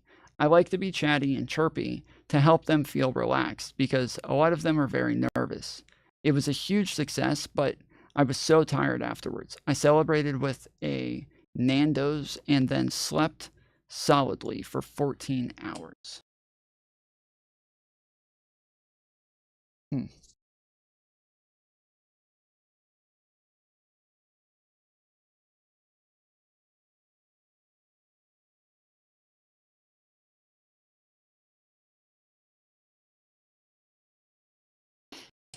So, let's see.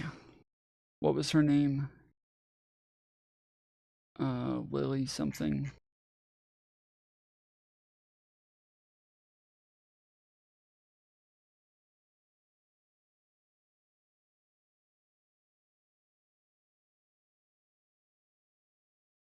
I'm ready for that. I'm ready for Lily Phillips. Okay. Let me see if I can find, like,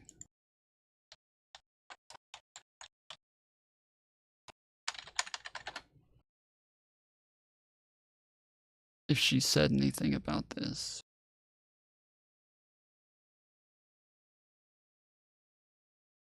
Ah, shit.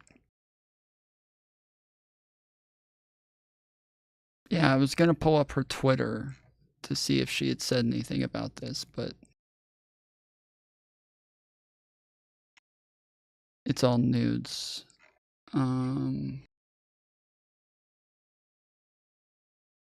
Yeah, does she have like a professional page?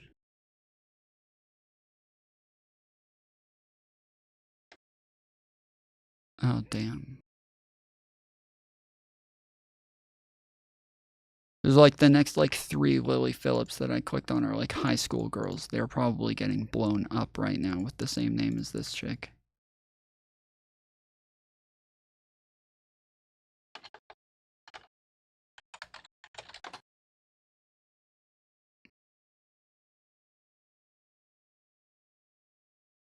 Okay, so where did she say the thing about the spunk? I felt bad, like some people just travel so far, like I didn't want to give them a shit time and like come away from this and be like, oh, that was shit. I think sometimes like feeling so like robotic, like by I think like the 30th, you know, like when we're getting on a bit, I've got like a routine of like how we're going to do this. And like, it just, sometimes you'd like disassociate and be like, you know, like it's not like normal things at all. In my head right now, I can think of like 5, 6 guys, 10 guys I remember, and that's it. But it's just, I don't know, it's just weird, isn't it? Like, if I didn't have the videos, I wouldn't have known I've done 100, you know? But yeah. I think that was kind of the hard part, is like conversing with them, and like when they'd kind of be like, oh, like we've only had 2 minutes or 3 minutes and you said 5 on the message. Did someone say that to you? Yeah. And obviously it just makes me feel so bad. Do you think you should feel bad about that? I guess when you promise something to people who support you. Women should always feel bad if you don't make men come. Always feel bad about it.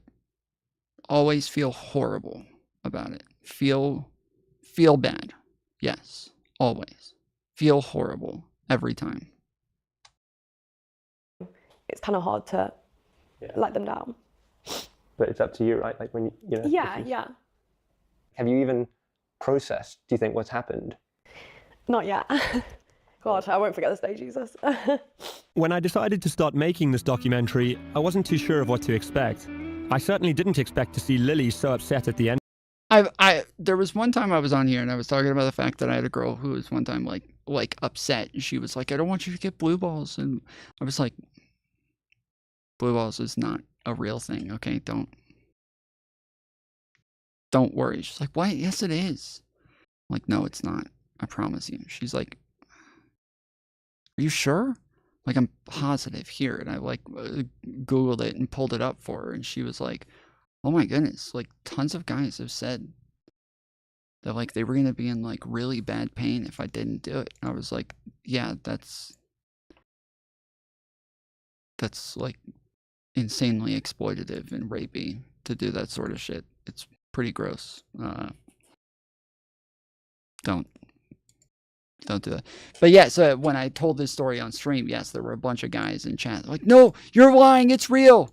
It's real. What do you think this? And they gave like the like scientific term for it, where it is true that you can have some pain there, but it is so small and so like you know, it's just not, it doesn't really like cause any real problems for guys, that it is not something to like make somebody feel bad about. It's not something to like push them into doing something that they wouldn't do otherwise. But you're like, I'm gonna be in pain now. Now you did this to me. Now you made me go this far. And oh man, oh, I can feel it coming. Oh, here we go. Oh no. Oh man, this is gonna be bad.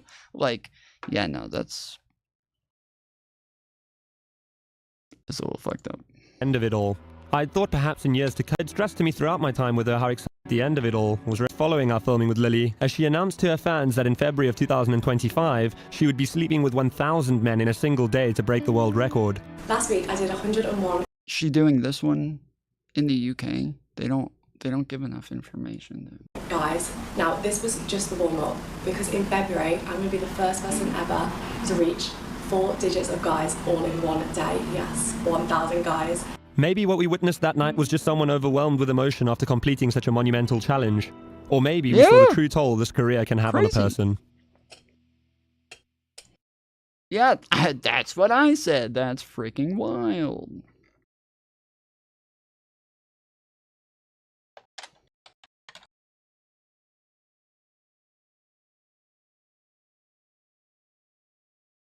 Like, you can never 100% know if they've had an STI test, and even if they had, they could have slept with 10 girls in between the test and things like that. It's more just like, you know what you're getting involved in if you're willing to participate. Are you going to kiss any of the guys? Definitely. I feel like some of them would be a bit put off, especially when they know I've just had like 57 guys inside me or whatever. Why do you think that would put them off? I think it's more if someone's to my face. I can imagine that's what's put another guy off. So you would let like these guys do that on your face? Yeah. And in your mouth? Yeah. What if they had HIV? Is that where it comes from? Was spunk in the mouth? It can. Oh, really? See, I've never really thought about that. Last time when I did it, that all of them could see no mouse. I can't really explain it. I get like serotonin, like from when people are like, oh my God, you're that on the internet. Sounds crazy. I know, and I know you're saying that to me right here, but I don't believe that. Really? No. I kind of love like ruffling feathers a little bit and people getting a bit like agitated by maybe the fact that I'm a people think I'm like so sad and stuff like that, but that could not be like further from the truth. I don't think people realize like. Wait, she said she gets serotonin from thinking about cum? Is that what she said? I get like serotonin like from when people are like, oh my God, you're that on the internet. Sounds crazy. I can't tell what she's saying. I get serotonin from like they bleep her out and everything. Like from when people are like, oh my God, you're that on the internet. Sounds. I literally have no idea what she's saying. When they amacadula onions on that. I know she got bleeped out. I'm trying to figure out what she says before that. Serotonin, like from when people are like, oh my God, you're that on the internet. Sounds. Oh my God, you let people come on you and stuff like that. Okay. Yeah, I think that's what she said. Crazy. I know, and I know. From when people are like, oh my God, you're that on the internet. Sounds crazy. Serotonin, like from when people are like, oh my God, you're that on the internet. Sounds. Oh my God, you're that girl on the internet. Sounds crazy. Okay, I guess. Yeah, what people recognize her, yeah.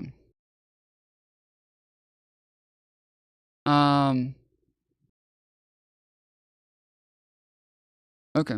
Well, yeah, I think this is thoroughly debunked. I think that, yeah, a lot of these people are trying to make this into a story that is not. It is not that story. She is not the girl who was crying because she was traumatized after sleeping with 100 guys. Obviously, because she immediately wanted to do 1,000, and yeah, they're trying to use this to drive their narrative that, like, you know, this is so bad, and they hate themselves after it, and they're so sad. They're really sad. I promise they're so sad. I swear it. I swear they're really sad. They really, really are. Yeah, this is thoroughly despunked. Bruh, amacadula onions, Tom, get with the times. My bad. Yeah. Faking the fucking linguist shit and not even knowing about amacadula onions. It's, I've been despunked as well.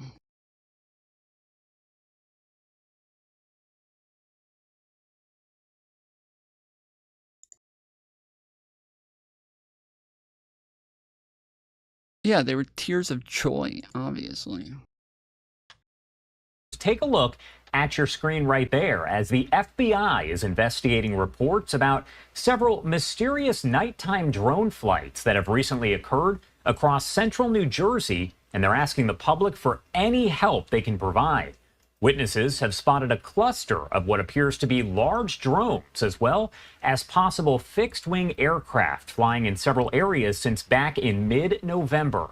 Now, it's not clear why the flights have happened or who is flying the devices, but federal and state officials stress that there are currently no known threats to public safety.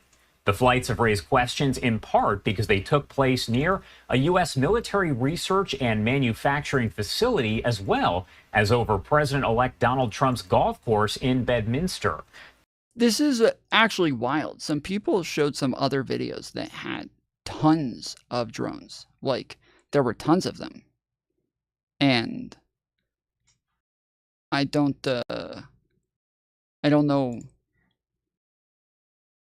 I don't know how they can't figure out where they're coming from. Like, if the FBI is actually investigating these and there's tons of drones, like, you should be able to just fly a drone up there and follow the fucking drones or something. Like, I don't understand. I don't get it. Why is this so hard to figure out? Like, why are they acting like this is, you know, just impossible to figure out what the hell is going on?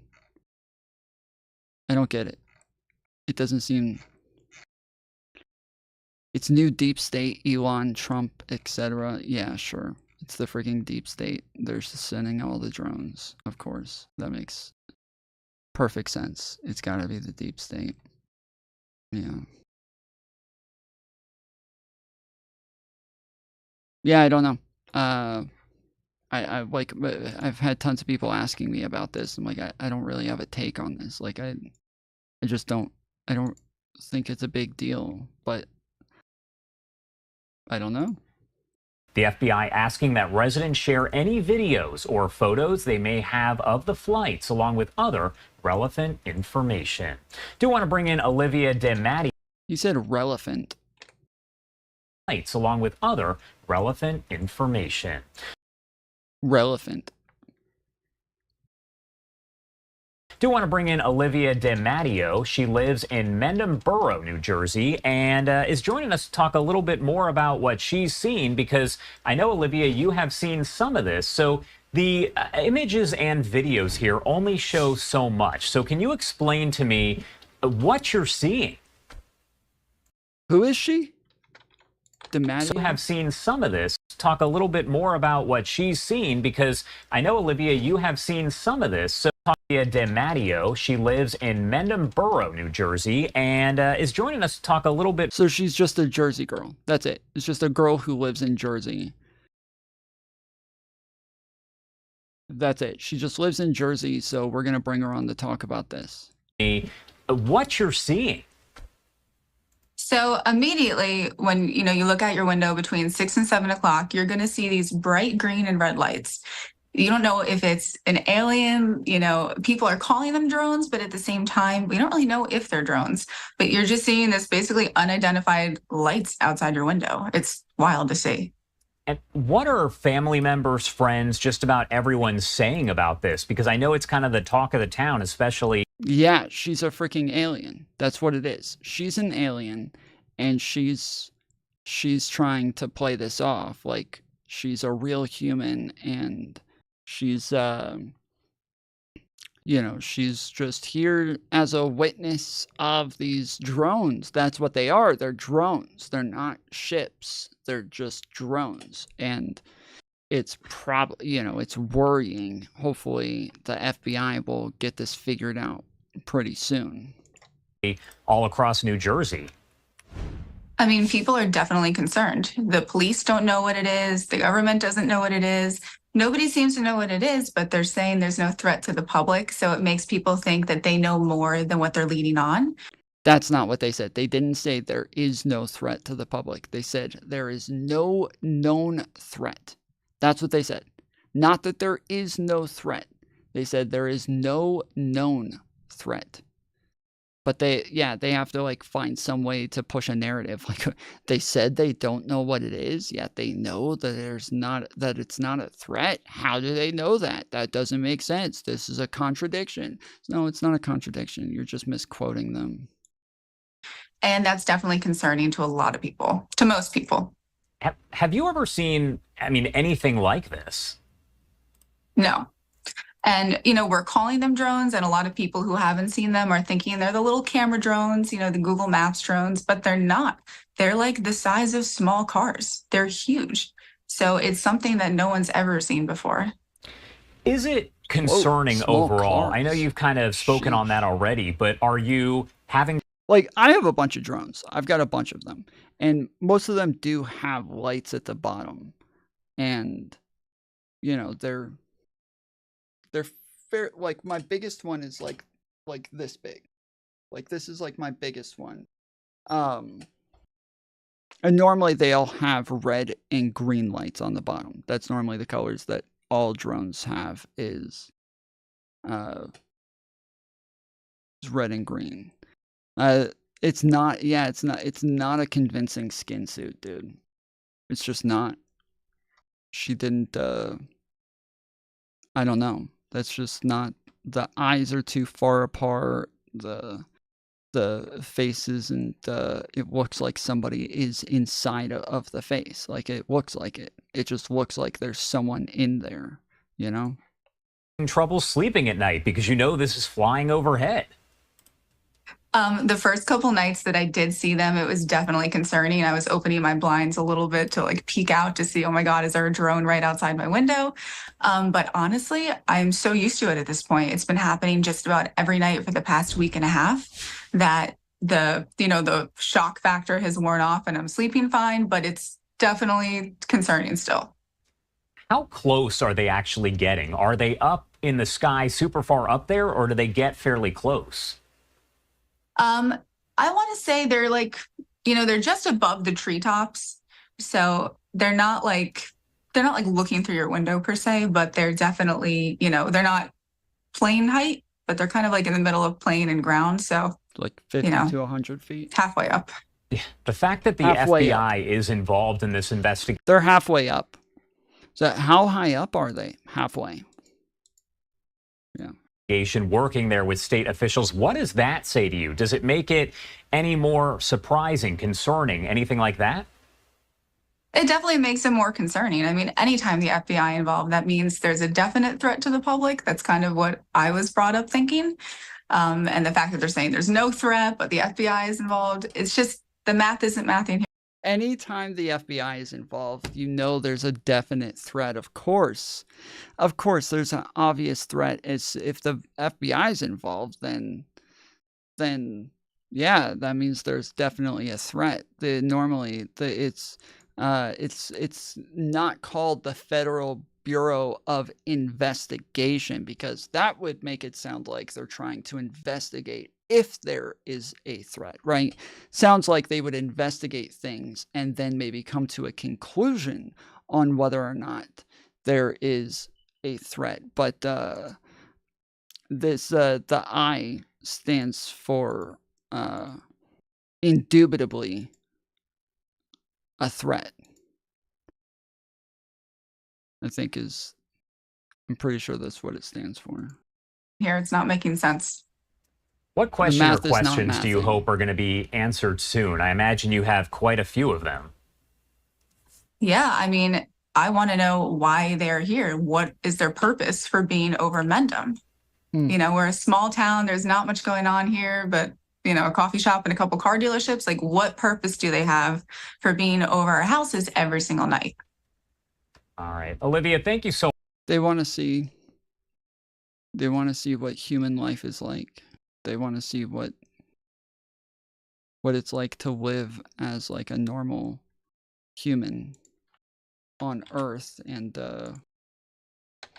yeah, they're just trying to see what it's like to be one of you guys.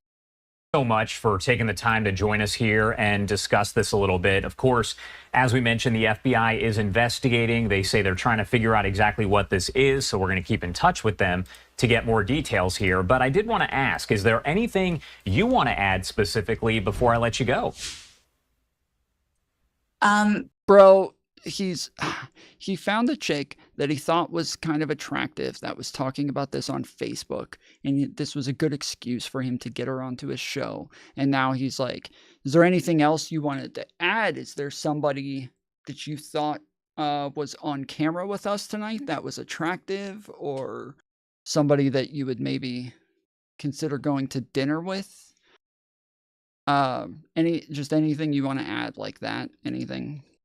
Nothing too specific. It's just, I think everyone's in the same boat that we want answers. For sure. All right. Thank you again for taking the time to be here. Bro, he is so disappointed. Oh, man. That we want answers.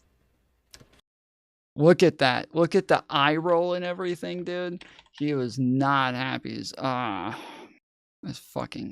a slut anyways, dude. That's what he's thinking right now. Yeah. Whatever, dude. Okay, I'm sure you go on freaking shows with any guy who asks you to do it. All right, thank you again for taking the time. Yeah, damn, dude, he really felt that one. Both that we want answers. For sure. All right, thank you. Frick. Again for taking the time to be here, and hopefully they go away and you don't have to see them anymore. Hopefully. Yeah. Yeah. Thanks again. Thank you. Well, he'll protect you if they don't. He'll have your back. So, don't worry. Good morning, everybody. My name is Vito Vasella. I just want to pose a question. Of course your freaking name is Vito Vasella. Okay. The only way it could get any worse is if your name was freaking like Luigi Mangione or something like that. Question that I think is on millions of people's minds around here. What if there were 3,000 reports of drones or manned aircraft sightings over the U.S. Capitol or the White House or the State House in Albany? What would happen? There would be an immediate and intense response to figure out what they were and to solve the problem. That's a bit different. Yeah, we can kind of like infer intent at that point. Yes, if they're like over the White House or something. Yeah, we can start to like infer some intent and say, you know what? Flying in a no-fly zone means that there's probably something serious going on here. Probably some money put behind this. Probably some, some mysterious ongoings, if you will. And yet, millions of people around here, New Jersey, of course, here in Staten Island, and beyond, are getting nothing but don't believe what you see. You know, there's a saying that we had after 9/11, if you see, say... I highly doubt they're saying don't believe what you see. I would bet nobody said that. They probably said don't believe what you hear. Yeah, they probably said that. I highly doubt anybody said don't believe what you see. But, any way to fearmonger. You got to find some way. It's not easy out here, dude. If you see something, say something. I think that's become, if you see something, don't worry about it. Yeah, don't worry about it. Hey. And the people of Staten Island deserve answers. The people of this city and state and region deserve answers of what the heck is going on. Just last night in my neighborhood, my neighbor sent a video of whatever it is flying over our house. And yet we're told, don't believe what you see. Wasn't there a South Park episode about this? Wasn't there? I feel like I remember. I'm not enthused.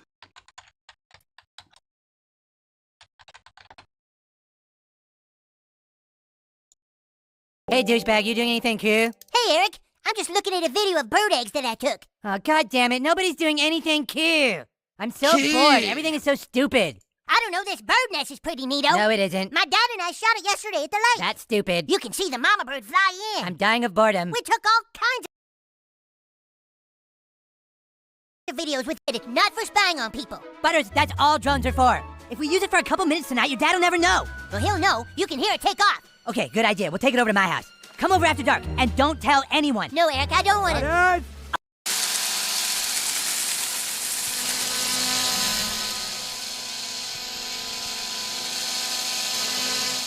Dude, no way! This thing is... Jeez. This thing is recording, right? Dude, that is Craig's mom's bush right there. Wait, what's that? Oh, dude, bail! And then eventually there were police drones, and there were drone wars, and there were all sorts of things going on.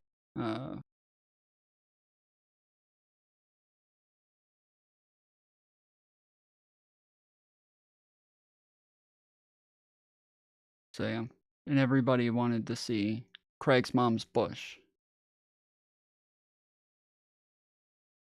And it all became about whether or not it's acceptable for women to have a bush, or whether or not they ought to shave, or, They took a jar. Where are the drones spotted over New Jersey coming from? And are they a threat? National correspondent Matt Gelka has more on how members of Congress and local officials want to see more from the Fed. Halfway up, yeah. There's a lack of answers about what's lighting up the skies over New Jersey. Drone sightings have been reported every night around the state since November 18th. This is just one map from Monmouth County depicting the areas of reported sightings. New Jersey's governor said Wednesday night it's his most important issue. You're frustrated, so are we. But based on everything, and we're going to stay at it, I promise you this is our top priority. The White House said based on analysis so far, many of the sightings appear to be manned aircraft and not in restricted airspace. In this early stage of the investigation, there's just no national security threat that we see and no public safety risks. The unexplained sightings have Oh, that we see. Oh, that's crazy. She said that they said that there was no threat, but he said there's no threat that we can see. Huh, that's interesting that there was a massive difference between what she said and what he said. Let's wait and see how this develops. Become a national security issue to some lawmakers, with the object spotted buzzing around some critical infrastructure and even near President-elect Donald Trump's golf course in Bedminster. A commanding officer from the Coast Guard who said that one of their 47-foot motor lifeboats was followed by between 12 and 30 of these drones as they went through the water. Followed. That's funny. That's funny. That's just good shit, dude. This is gonna be like a great freaking YouTube video in a little bit. There's gonna be a great YouTube video that comes out where they're like, dude, we just started like a club for drones and we just started flying them around and recording stuff, and then we would all come back and hand in our footage at the end of the day, and then all of a sudden we saw it on the news and we were like, yo, we got to get more people in on this. And so they just started bringing more and more people, and then we started chasing boats and we started doing, and then there were copycats who were doing the same things in other places. It's freaking hilarious. Right behind them. New Jersey Republican Congressman Jeff Van Drew said this week the drones were coming from a mothership off the coast of the U.S. launched by Iran. The Pentagon responded. There is not any truth to that. There is no Iranian ship off the coast of the United States, and there's no so-called mothership launching drones towards the United States. A mothership, dude. What the heck? These people, bro. These people. A mothership. No, not a mothership of drones. But without knowing the source of the flights, the question lingers over whether they're a threat or not. One possible solution, shoot one down. They should be shot down. But we have a problem, an underlying problem here with sort of detection. Who was that guy? Who was that guy that was just telling people to shoot him down? Who is this guy? Who is he? If he's like actually like a representative, it looks like they're in like the Capitol or something. If he's actually a representative, this is gross. Like, you can't tell people to shoot down other people's drones. That's insane. And then like, yeah, somebody's drone is going to get shot down and they're going to say, well, I was told to do it. The government said shoot it down. So I did. What do you mean? And then this guy better get sued. You know what? Actually, somebody who wants some money, you guys come fly your drones over my house. I will shoot it down, and then we'll both go and sue this guy afterwards. Tom Foolery show also, shooting into the sky in a populated area is like asking to kill someone by accident. Well, if you're asking to do it, I don't think you can both say you're asking to kill someone by accident. I don't know if you can. But we have a problem, an underlying problem here with sort of just linguistically. It doesn't. Detection. There was a briefing Wednesday night with Homeland Security and local officials in New Jersey that left many of the attendees frustrated and still without answers. According to State Assemblywoman Dawn Fantasia's notes from the meeting, the objects being spotted are up to 6 feet in diameter and are able to avoid traditional detection methods. Reporting in Washington, I'm Matt Gelka. Yeah, you wish. All right. Oh, come on.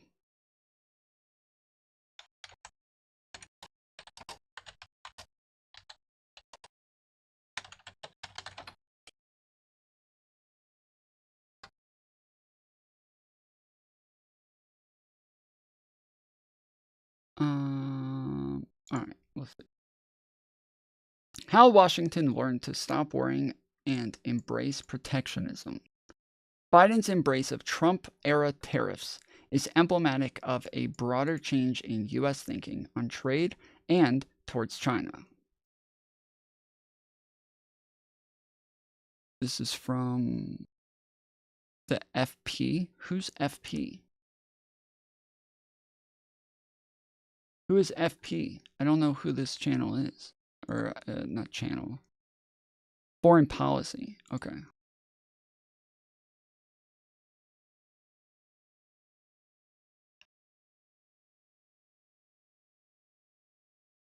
Dang, how did I just scroll down like one scroll and I ended up down like 20 scrolls? How did that just happen? Okay. Shortly before the U.S. presidential race turned upside down, the attempted assassination of Republican nominee Donald Trump, and upside down again, President Joe Biden dropping out, and upside down again, Vice President Kamala Harris surging in polls compared to Biden, the president made a decision that upended decades of Democratic White House rule. He ordered heavy new tariffs on Chinese imports of high-tech items and continued the massive tariffs he inherited from his Republican predecessor. The significance of the moves and the challenges that it presents to Biden's successor would... this is so small. I gotta...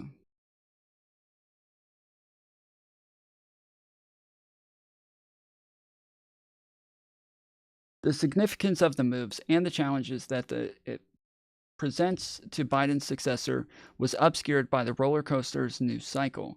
But it bears noting, the Biden administration is the first since at least President John F. Kennedy time to fail to negotiate a major free trade deal instead of embracing tariffs. Even Trump, the self-proclaimed tariff man, concluded a significant free trade pact when he replaced the North American Free Trade Agreement with the U.S.-Mexico-Canada deal, USMCA, which toughened rules on auto imports but established liberal rules on digital trade. He also negotiated a smaller digital agreement with Japan. To get a sense of the change in policy approach under Biden, look back at the tenure of Kennedy, who Biden idolized as a young man, seeking to contain the threat from the United States' greatest rival at the time, the Soviet Union.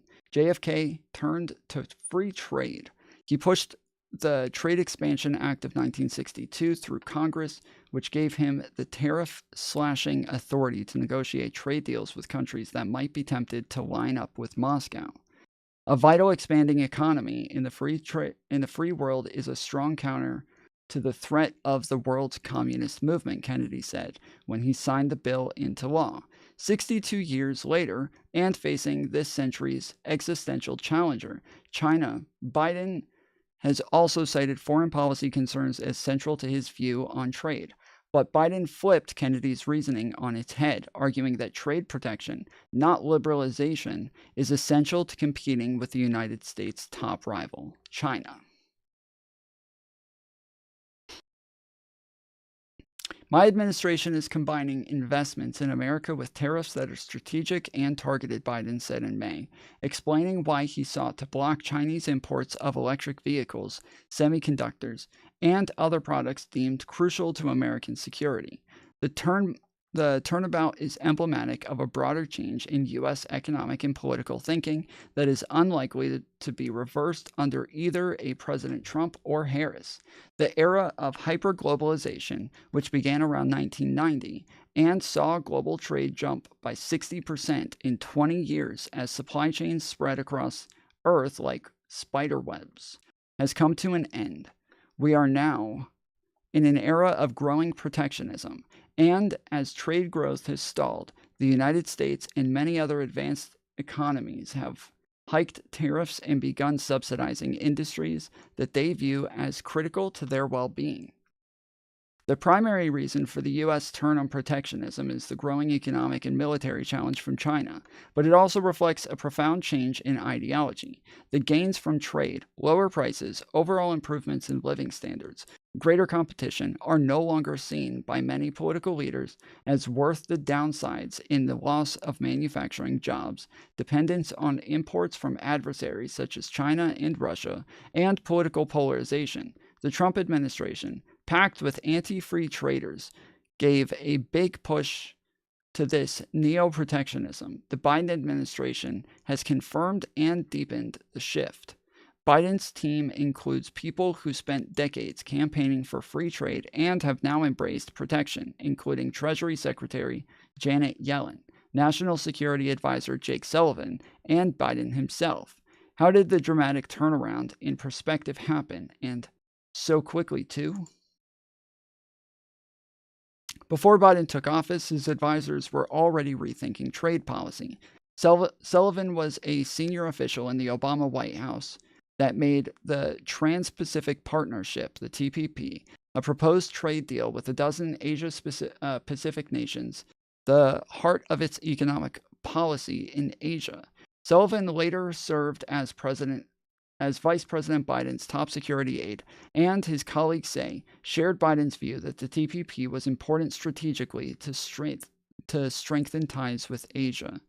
After a stint as then Democratic presidential candidate Hillary Clinton's chief foreign policy advisor during the 2016 campaign, in which she renounced her support for TPP, Sullivan also broke with the free trade model.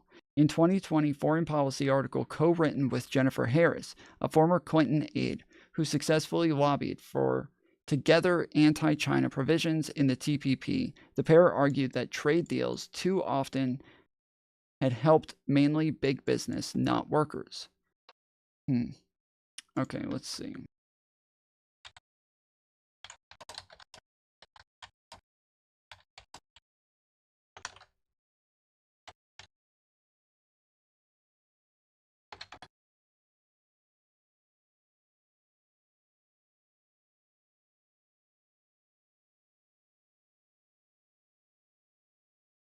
President Biden today formally unveiled new targeted tariffs on Chinese goods. Yahoo Finance executive editor Brian Sozzi spoke with President Joe Biden after the announcement was made. Mr. President, thank you so much for joining Yahoo Finance. It's an honor to be inside the White House. So you and your administration have taken strong action against China. 100% tariffs on China EVs, 50% tariffs on semiconductors from China. Now, a lot of economists would say this could unleash inflation. How do you convince the American public that this will cause inflation, and why so targeted with the tariffs? Look, China is fundamentally underrating their entire industries. They're just they flood a market. They pay whatever it takes to flood it. They make sure to put everybody else out of business and they take over. Or, for example, even if you want it for the longest time, if you want to do business in China, guess what? You have to have a 51% Chinese owner. You have to make sure that you're, in fact, going to make sure that they have access to the intellectual property. It goes on and on. It's about being fair. Yeah, but I don't think that actually helps China in the end. Like, I don't think that it's actually beneficial to them. I think that we have benefited. It's not about being liberal. It's not about liberalism. It's not about like, hey, we want to let the browns and the blacks do a lot of business. I think it's more about the fact that it's just beneficial to us to have more competition within our marketplace, to where people, it's about the consumers. The consumers get cheaper products because of the competition. That's what matters. That's what it does. And that's why everybody supports it. But the last article that I was reading, they're like, yeah, he didn't even claim that he wanted liberalism. He didn't even mention that. And it's like, yeah, because that's stupid. Like, nobody thinks that that's like the reason. Liberal, we want to be SJWs, and we want to make sure that we're not being racist. Like, nobody does that.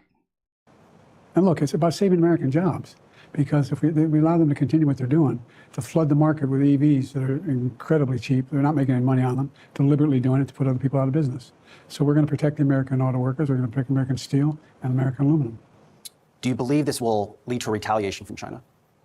Well, I'm sure China will talk a lot about it, but the fact is China already is what you might say way over their skis on this. What they'll do, I don't think it'll lead to any international conflict or anything like that. But I think they'll probably try to figure out how they can raise tariffs maybe on products that are unrelated. Lastly, Mr. President, over 15 million jobs have been created under your watch. The unemployment rate under 4% for 27 straight months. The stock market at a record high. Why don't households feel wealthy right now? Well, first of all, if you look at the report coming out of the Michigan survey, over 60% of the people in America feel they're personally in good shape. They're personally in good shape. But they look out and they say the rest of the world's not in good shape. Other people aren't in good shape. I think inflation has gone slightly up. It was at 9% when I came in, and it's now down around 3%. But the fact is that I think people are just uncertain.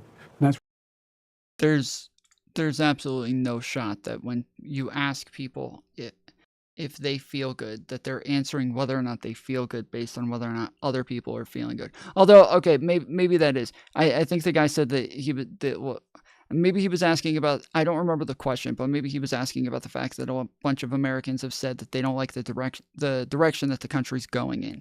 And so he's saying, yeah, lots of people feel financially stable, but they all feel like they know a lot of people who aren't financially stable. And so they feel like the country as a whole might be hurting, while most people are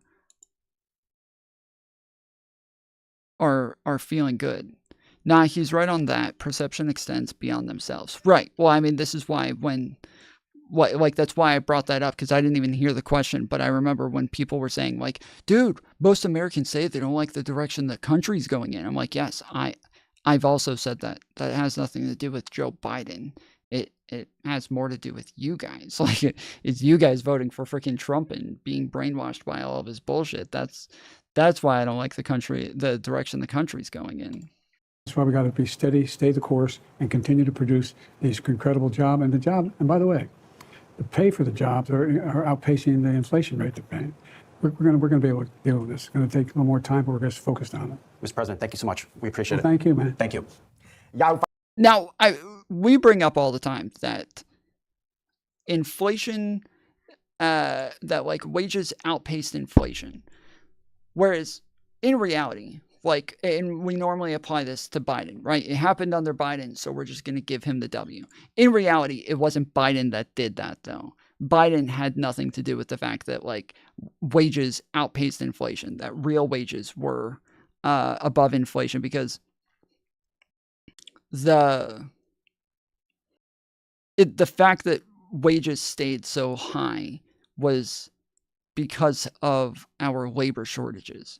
That's why it happened. It happened because so many businesses didn't have enough employees, so they all kept raising their wages, trying to get more people in. So they thought, okay, if we pay more, if we have higher wages, then more people will come in and want to work for us. But the problem is that there just weren't people. I remember having this conversation at the corporation that I was working with, and I kept telling them, I'm like, guys, you can raise prices. I'm happy that you're raising wages and everything, and that these guys are all getting like better pay rates and all that. That's awesome and all, but that's not going to help us. Like, there aren't people coming. Your only option is to either like shut down like tons and tons of stores across states, or you need to just come up with a new way of doing things where it's going to accommodate having less people, because your standards right now for like needing like 20 people in a store that's only going to have like 8, it's not feasible. And so yeah, but nobody listened, and they just kept raising wages, and nobody ever showed up. They still to this day didn't have more people working for them, because there aren't people. There's nobody to work. Finance's Rick Newman is joining us now with his takeaways on the China tariff news today. Rick, so the headline of your column, by the way, which I would urge viewers to check out, I think kind of sums it up. Trump called himself a tariff man. Biden looks like one now, too. He does. Now, there's a continuum here, which is that the whole political world in the United States now is tough on China. I mean, it didn't used to be this way. I mean, this is not the way most people thought during the Obama administration, for example, when we were, competing with China, but we were enjoying all the cheap products that they sent our way. And that was deflationary, by the way. I mean, one of the reasons we had such low inflation for basically a 20-year period was all this cheap stuff from China and other places. That has now completely changed. And what Biden has done is affirm that this is a two-party pivot against China economically. Now, there are some differences here. So Trump did a scattershot approach with his tariffs, and he just basically put tariffs on, I mean, it was about half of all Chinese imports, which is way more than what Biden has done here. So Trump just put tariffs on this huge range. I mean, it was literally thousands of product lines. And Biden is like 15 product lines, and it really is targeted. You used the word targeted in the intro. It really is. And this does line up with other Biden policy areas, which is build out semiconductor supply chain here in the United States, build out green technology supply chains here in the United States. There are a few medical items on there because of what we learned during the pandemic, which is all this stuff came from China. We couldn't get masks and gloves. So Biden has said, well, we need to just build these assembly lines here in the United States more. So that's mainly what he's trying to do. The question is, are we done? Because we're now in a one-upmanship situation between Trump and Biden, and it's not hard to imagine that whoever wins, or even throughout the course of the election for the next 6 months, somebody might say, well, this guy did this, I'm going to double it, I'm going to triple it. We might see Trump coming back and sort of upping the ante. Well, LIB news breaking, Nancy Pelosi breaking news, Nancy Pelosi broke. What?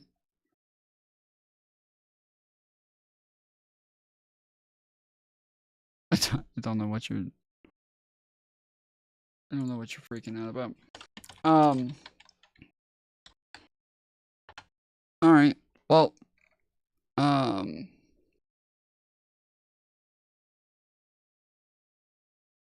oh yeah, Nancy Pelosi fell down some stairs and like broke a bone or something like that.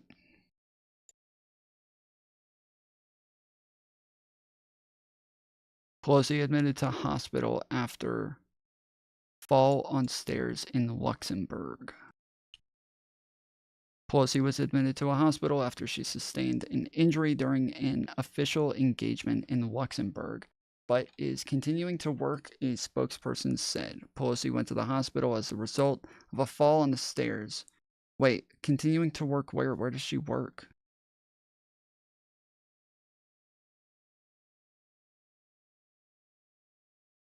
What does Pelosi do these days?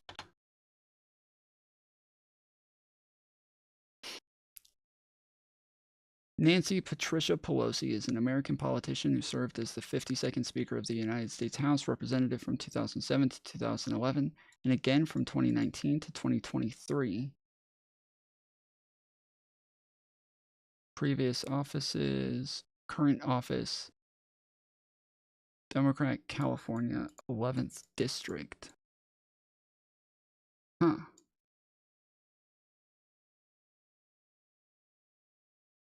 So she just ran for a different district this time?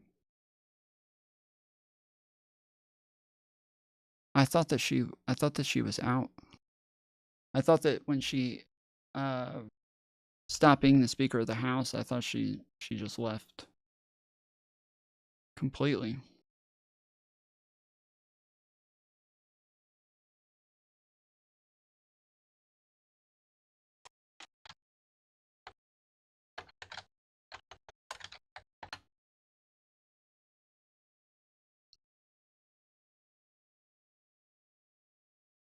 South Korea's parliament votes to impeach President Yoon Suk Yeol.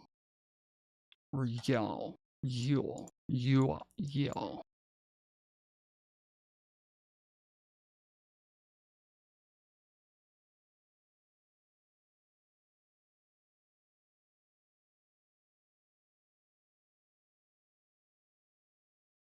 Polio survivor Mitch McConnell criticizes efforts to undermine vaccines.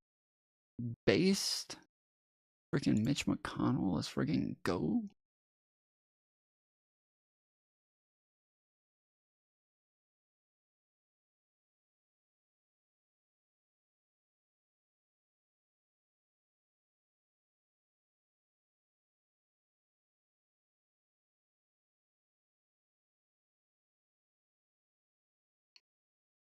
Luigi Mangione's mother spoke with the FBI the night before the accused United Healthcare CEO killer was arrested.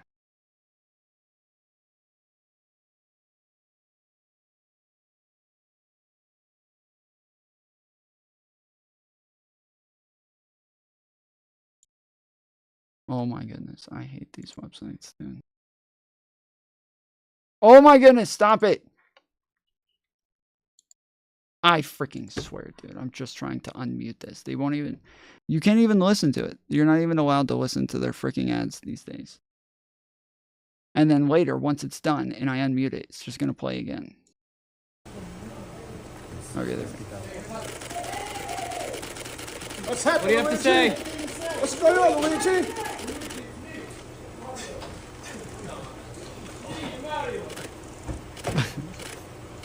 Did you guys hear that guy? He just yelled, "It's a me, Mario." Can't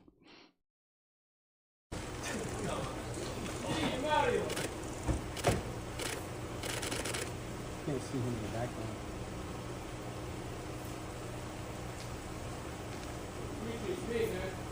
The polio vaccine? No, I'm pretty sure that was one of the best vaccines.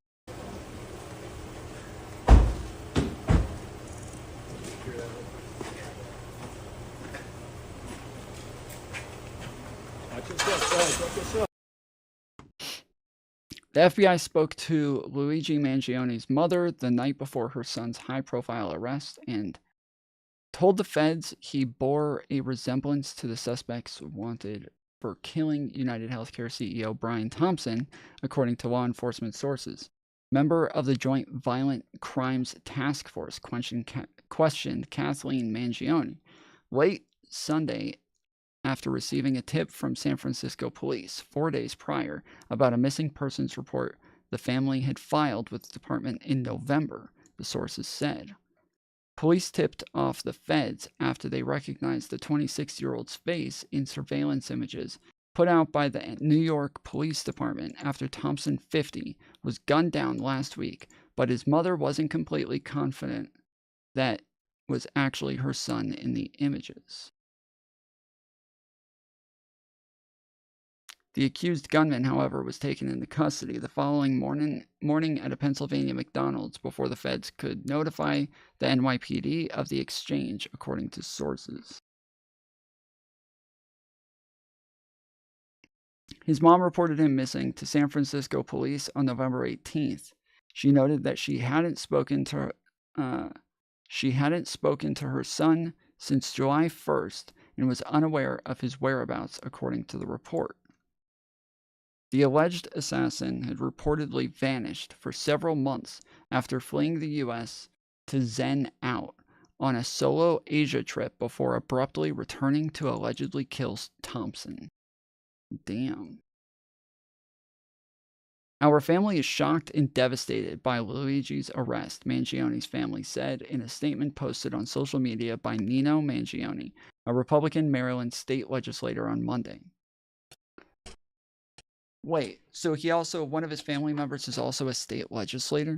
Yesterday we watched or 2 days ago, we watched this long video from this girl who was going in about the fact that his family made all of their wealth off of healthcare, the healthcare industry. And yeah. I'm a little surprised she didn't mention that one of his family members is a Maryland state legislator. We offer our prayers to the family of Brian Thompson, and we ask people to pray for all involved. Mangione is accused of fatally shooting Thompson as the CEO walked to the Hilton Hotel on 6th Avenue, where the United Healthcare's parent company was holding its annual investor conference on December 4th. The University of Pennsylvania grad led police on a 5-day manhunt that ended when he was taken into custody at the fast food joint after an employee recognized him and called the police. So I've seen a bunch of videos saying that this is all what's up, STK? How's it going, homie?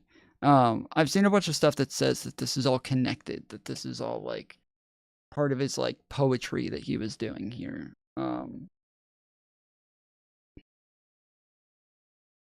He had been carrying 4 fake IDs, a 3D printed gun with a homemade silencer, and a handwritten manifesto-type document that mentioned United Healthcare and accused health insurance companies of corporate greed, authorities said.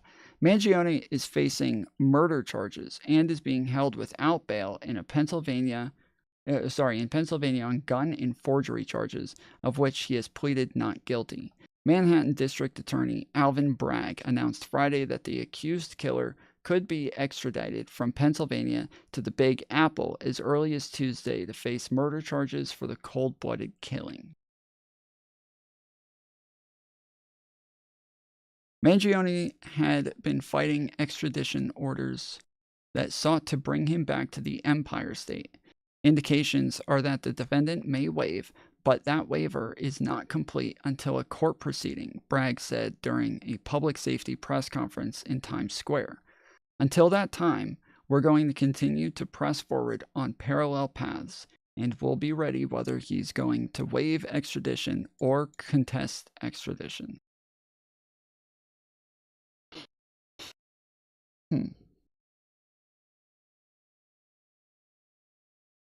Yeah, I saw videos saying that this was all like part of the plan. This is what he was setting up.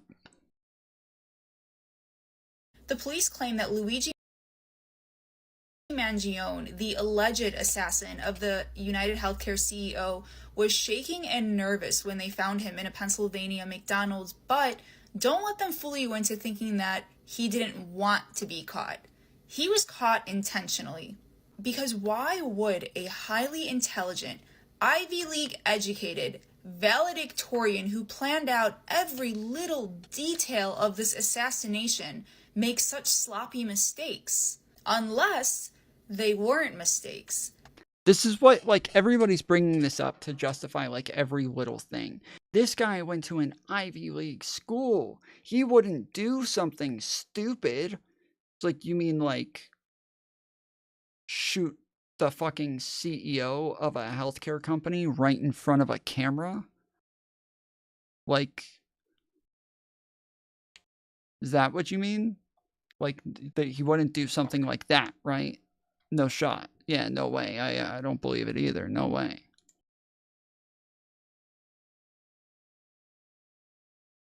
They were part of this masterful art that he is presenting to the world. Most people know by now that the police found a backpack filled with Monopoly money a few days ago that they believe to be his. And then today, he was found in a Pennsylvania McDonald's with all incriminating evidence on him, including a fake ID with the address 128 Sherman Avenue, an address that doesn't actually exist, but symbolizes the Sherman Act of 1890, which makes monopolies illegal. He was found in Pennsylvania. What was that again? Really? 1890, which makes monopolies illegal.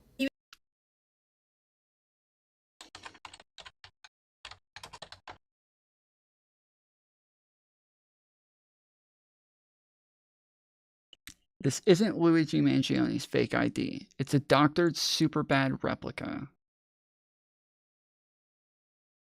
Fact check. The claim image shows United Healthcare CEO shooting suspect fake ID. A December 9th thread shows an image of what was first glance appears to be a Hawaii driver's license with a photo of the man accused of fatally shooting the United Healthcare CEO, Brian Thompson. Photo of fake ID found on Luigi Mangione during arrest, the post text reads. The thread's post received more than 1,000 likes in 4 days, with many users recognizing a keyword that betrayed the nature of the image, but many others responding to it believing it's legitimate. The image also circulated widely on X.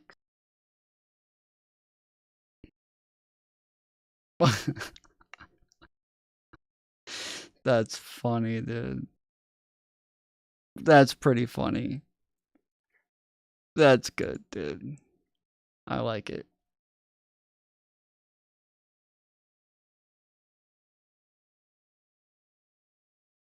Okay, well, I don't think that's the idea that she was talking about.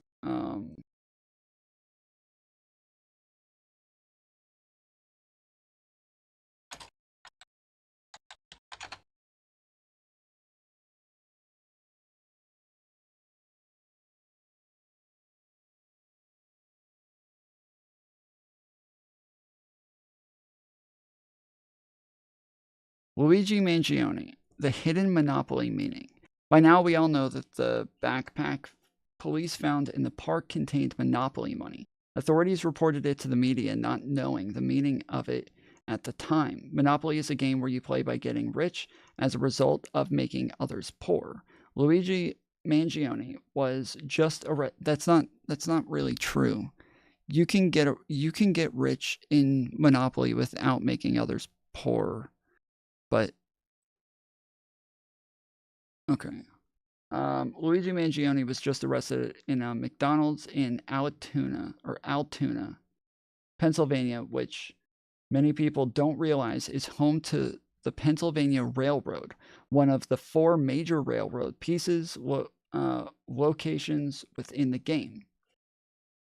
I believe he meant to be found there, not just within the city, but McDonald's as well. You may remember years ago, McDonald's ran a sweepstakes where you could collect Monopoly game pieces to win prizes. It eventually gave out that one of the high-up executives at McDonald's was giving/selling the good pieces, Boardwalk, for example, to people he chose, including friends and family. This is clearly an example of rich supporting themselves while giving the lower and middle class the middle finger. I can't say for sure, but I would like to bet the backpack contained exactly $1,500 in Monopoly money, i.e. the game's starting amount. I think this is all symbolism for what Luigi hoped would be the start of a game. Why didn't you fucking put the picture of the ID, motherfucker? Why did you instead put a picture of McDonald's Monopoly game?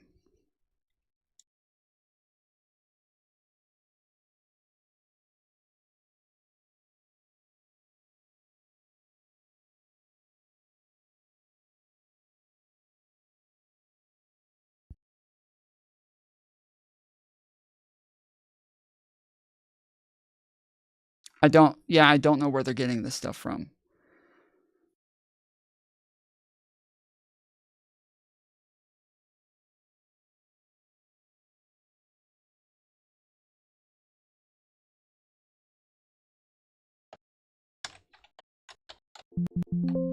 Yeah, because the one that's being fact checked all over the place on about the ID that they're saying is fake, that's not the same ID. It doesn't have this address on it. So he was found in Pennsylvania, all incriminating evidence on him, including a fake ID with the address 128 Sherman Avenue, an address that doesn't actually exist, but symbolizes the Sherman Act of 1890, which makes monopolies illegal. He was found in Pennsylvania, where the Monopoly game actually originated when Charles Darrow created it in the 1930s before selling it to the Parker brothers, who then made it one of the most popular board games of all time. And he was also wearing a top hat, which is very similar to the one that the guy on the cover is wearing. He's wearing a top hat and had a cane. And when they arrested Luigi Mangione, he was in a full tuxedo with a cane and a top hat on. And my best guess is that, yes, this was meant to be a reference to the game, or it could be a reference to the to Dumb and Dumber, where they show up to a fancy restaurant and they're dressed in very vibrant tuxedos, but when they get there, the guy at the front says, "I'm sorry, gentlemen, but this establishment is $500 a plate. You couldn't possibly afford this." And they said, "Give us 4 plates then." And they stuff $2,000 in the guy's jacket. And so I think it's about the fact that there's obvious classism happening, where just by looking at somebody, you think you can tell how much they're worth, and that like the tuxedo is supposed to represent that like poor people can have tuxedos too. And I would bet that if you look in the backpack, there would be $2,000 in there, because that represents the $2,000 that they gave to the guy in the movie. And there's probably also mouth spray, mint spray in there.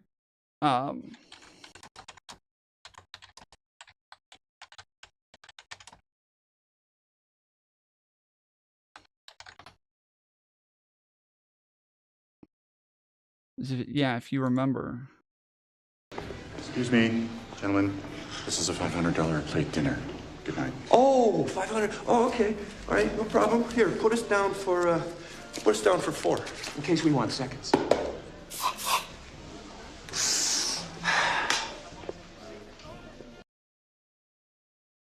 So yeah.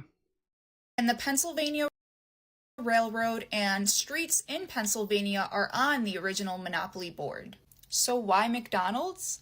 Well, in the 1980s, McDonald's began the McMillions Monopoly game, a highly successful marketing strategy in which food items came with peel-off Monopoly game pieces that could be redeemed for free food, cars... Yeah, no, he did not. He did not have a monocle. Everybody thinks the Monopoly man had a monocle, and it's part of the Mandela effect that, yeah, he never had a monocle. Vacations, and cash prizes of millions of dollars. This promotion increased McDonald's sales by 40%, but it was riddled with fraud and a huge scandal. A former cop in Florida who worked at the companies that produced the Monopoly game pieces used his position to steal the winning pieces and distribute them to his friends and family. He then partnered with a New York mobster and later with a bunch of other rich people to manipulate the game and ultimately steal $24 million. This is ironic because McDonald's has historically been considered a restaurant that poor people eat and work at. Yet it was rich people who corrupted the game and stole all the money that those poor people had high hopes of winning. And even more ironically is that McDonald's itself represents this inequity because it exploits poor people for their labor and money, feeds them addictive bullshit that is slowly killing them while raking in hundreds of billions of dollars.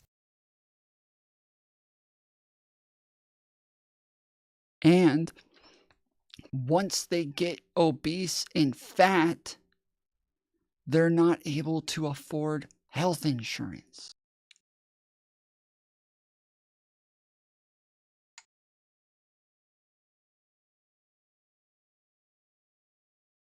Every part of this crime, including getting caught, was planned to a T, and it is incredibly artful and poetic. And this is a crime that I believe will change American history. Are libs turning into schizos now? What the hell? They hate conspiracy? Yes, it's the ones who hate conspiracy who are the schizos. Exactly. Makes sense. Yep. That's totally not backwards at all. Mm-hmm. Yeah.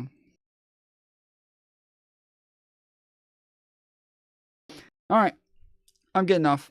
I'll try to be back on tomorrow, but I gotta get this video dunzos. So leave me alone. I'll be back sometime. Till then, appreciate ya. Love ya. See you next time. Later, fools.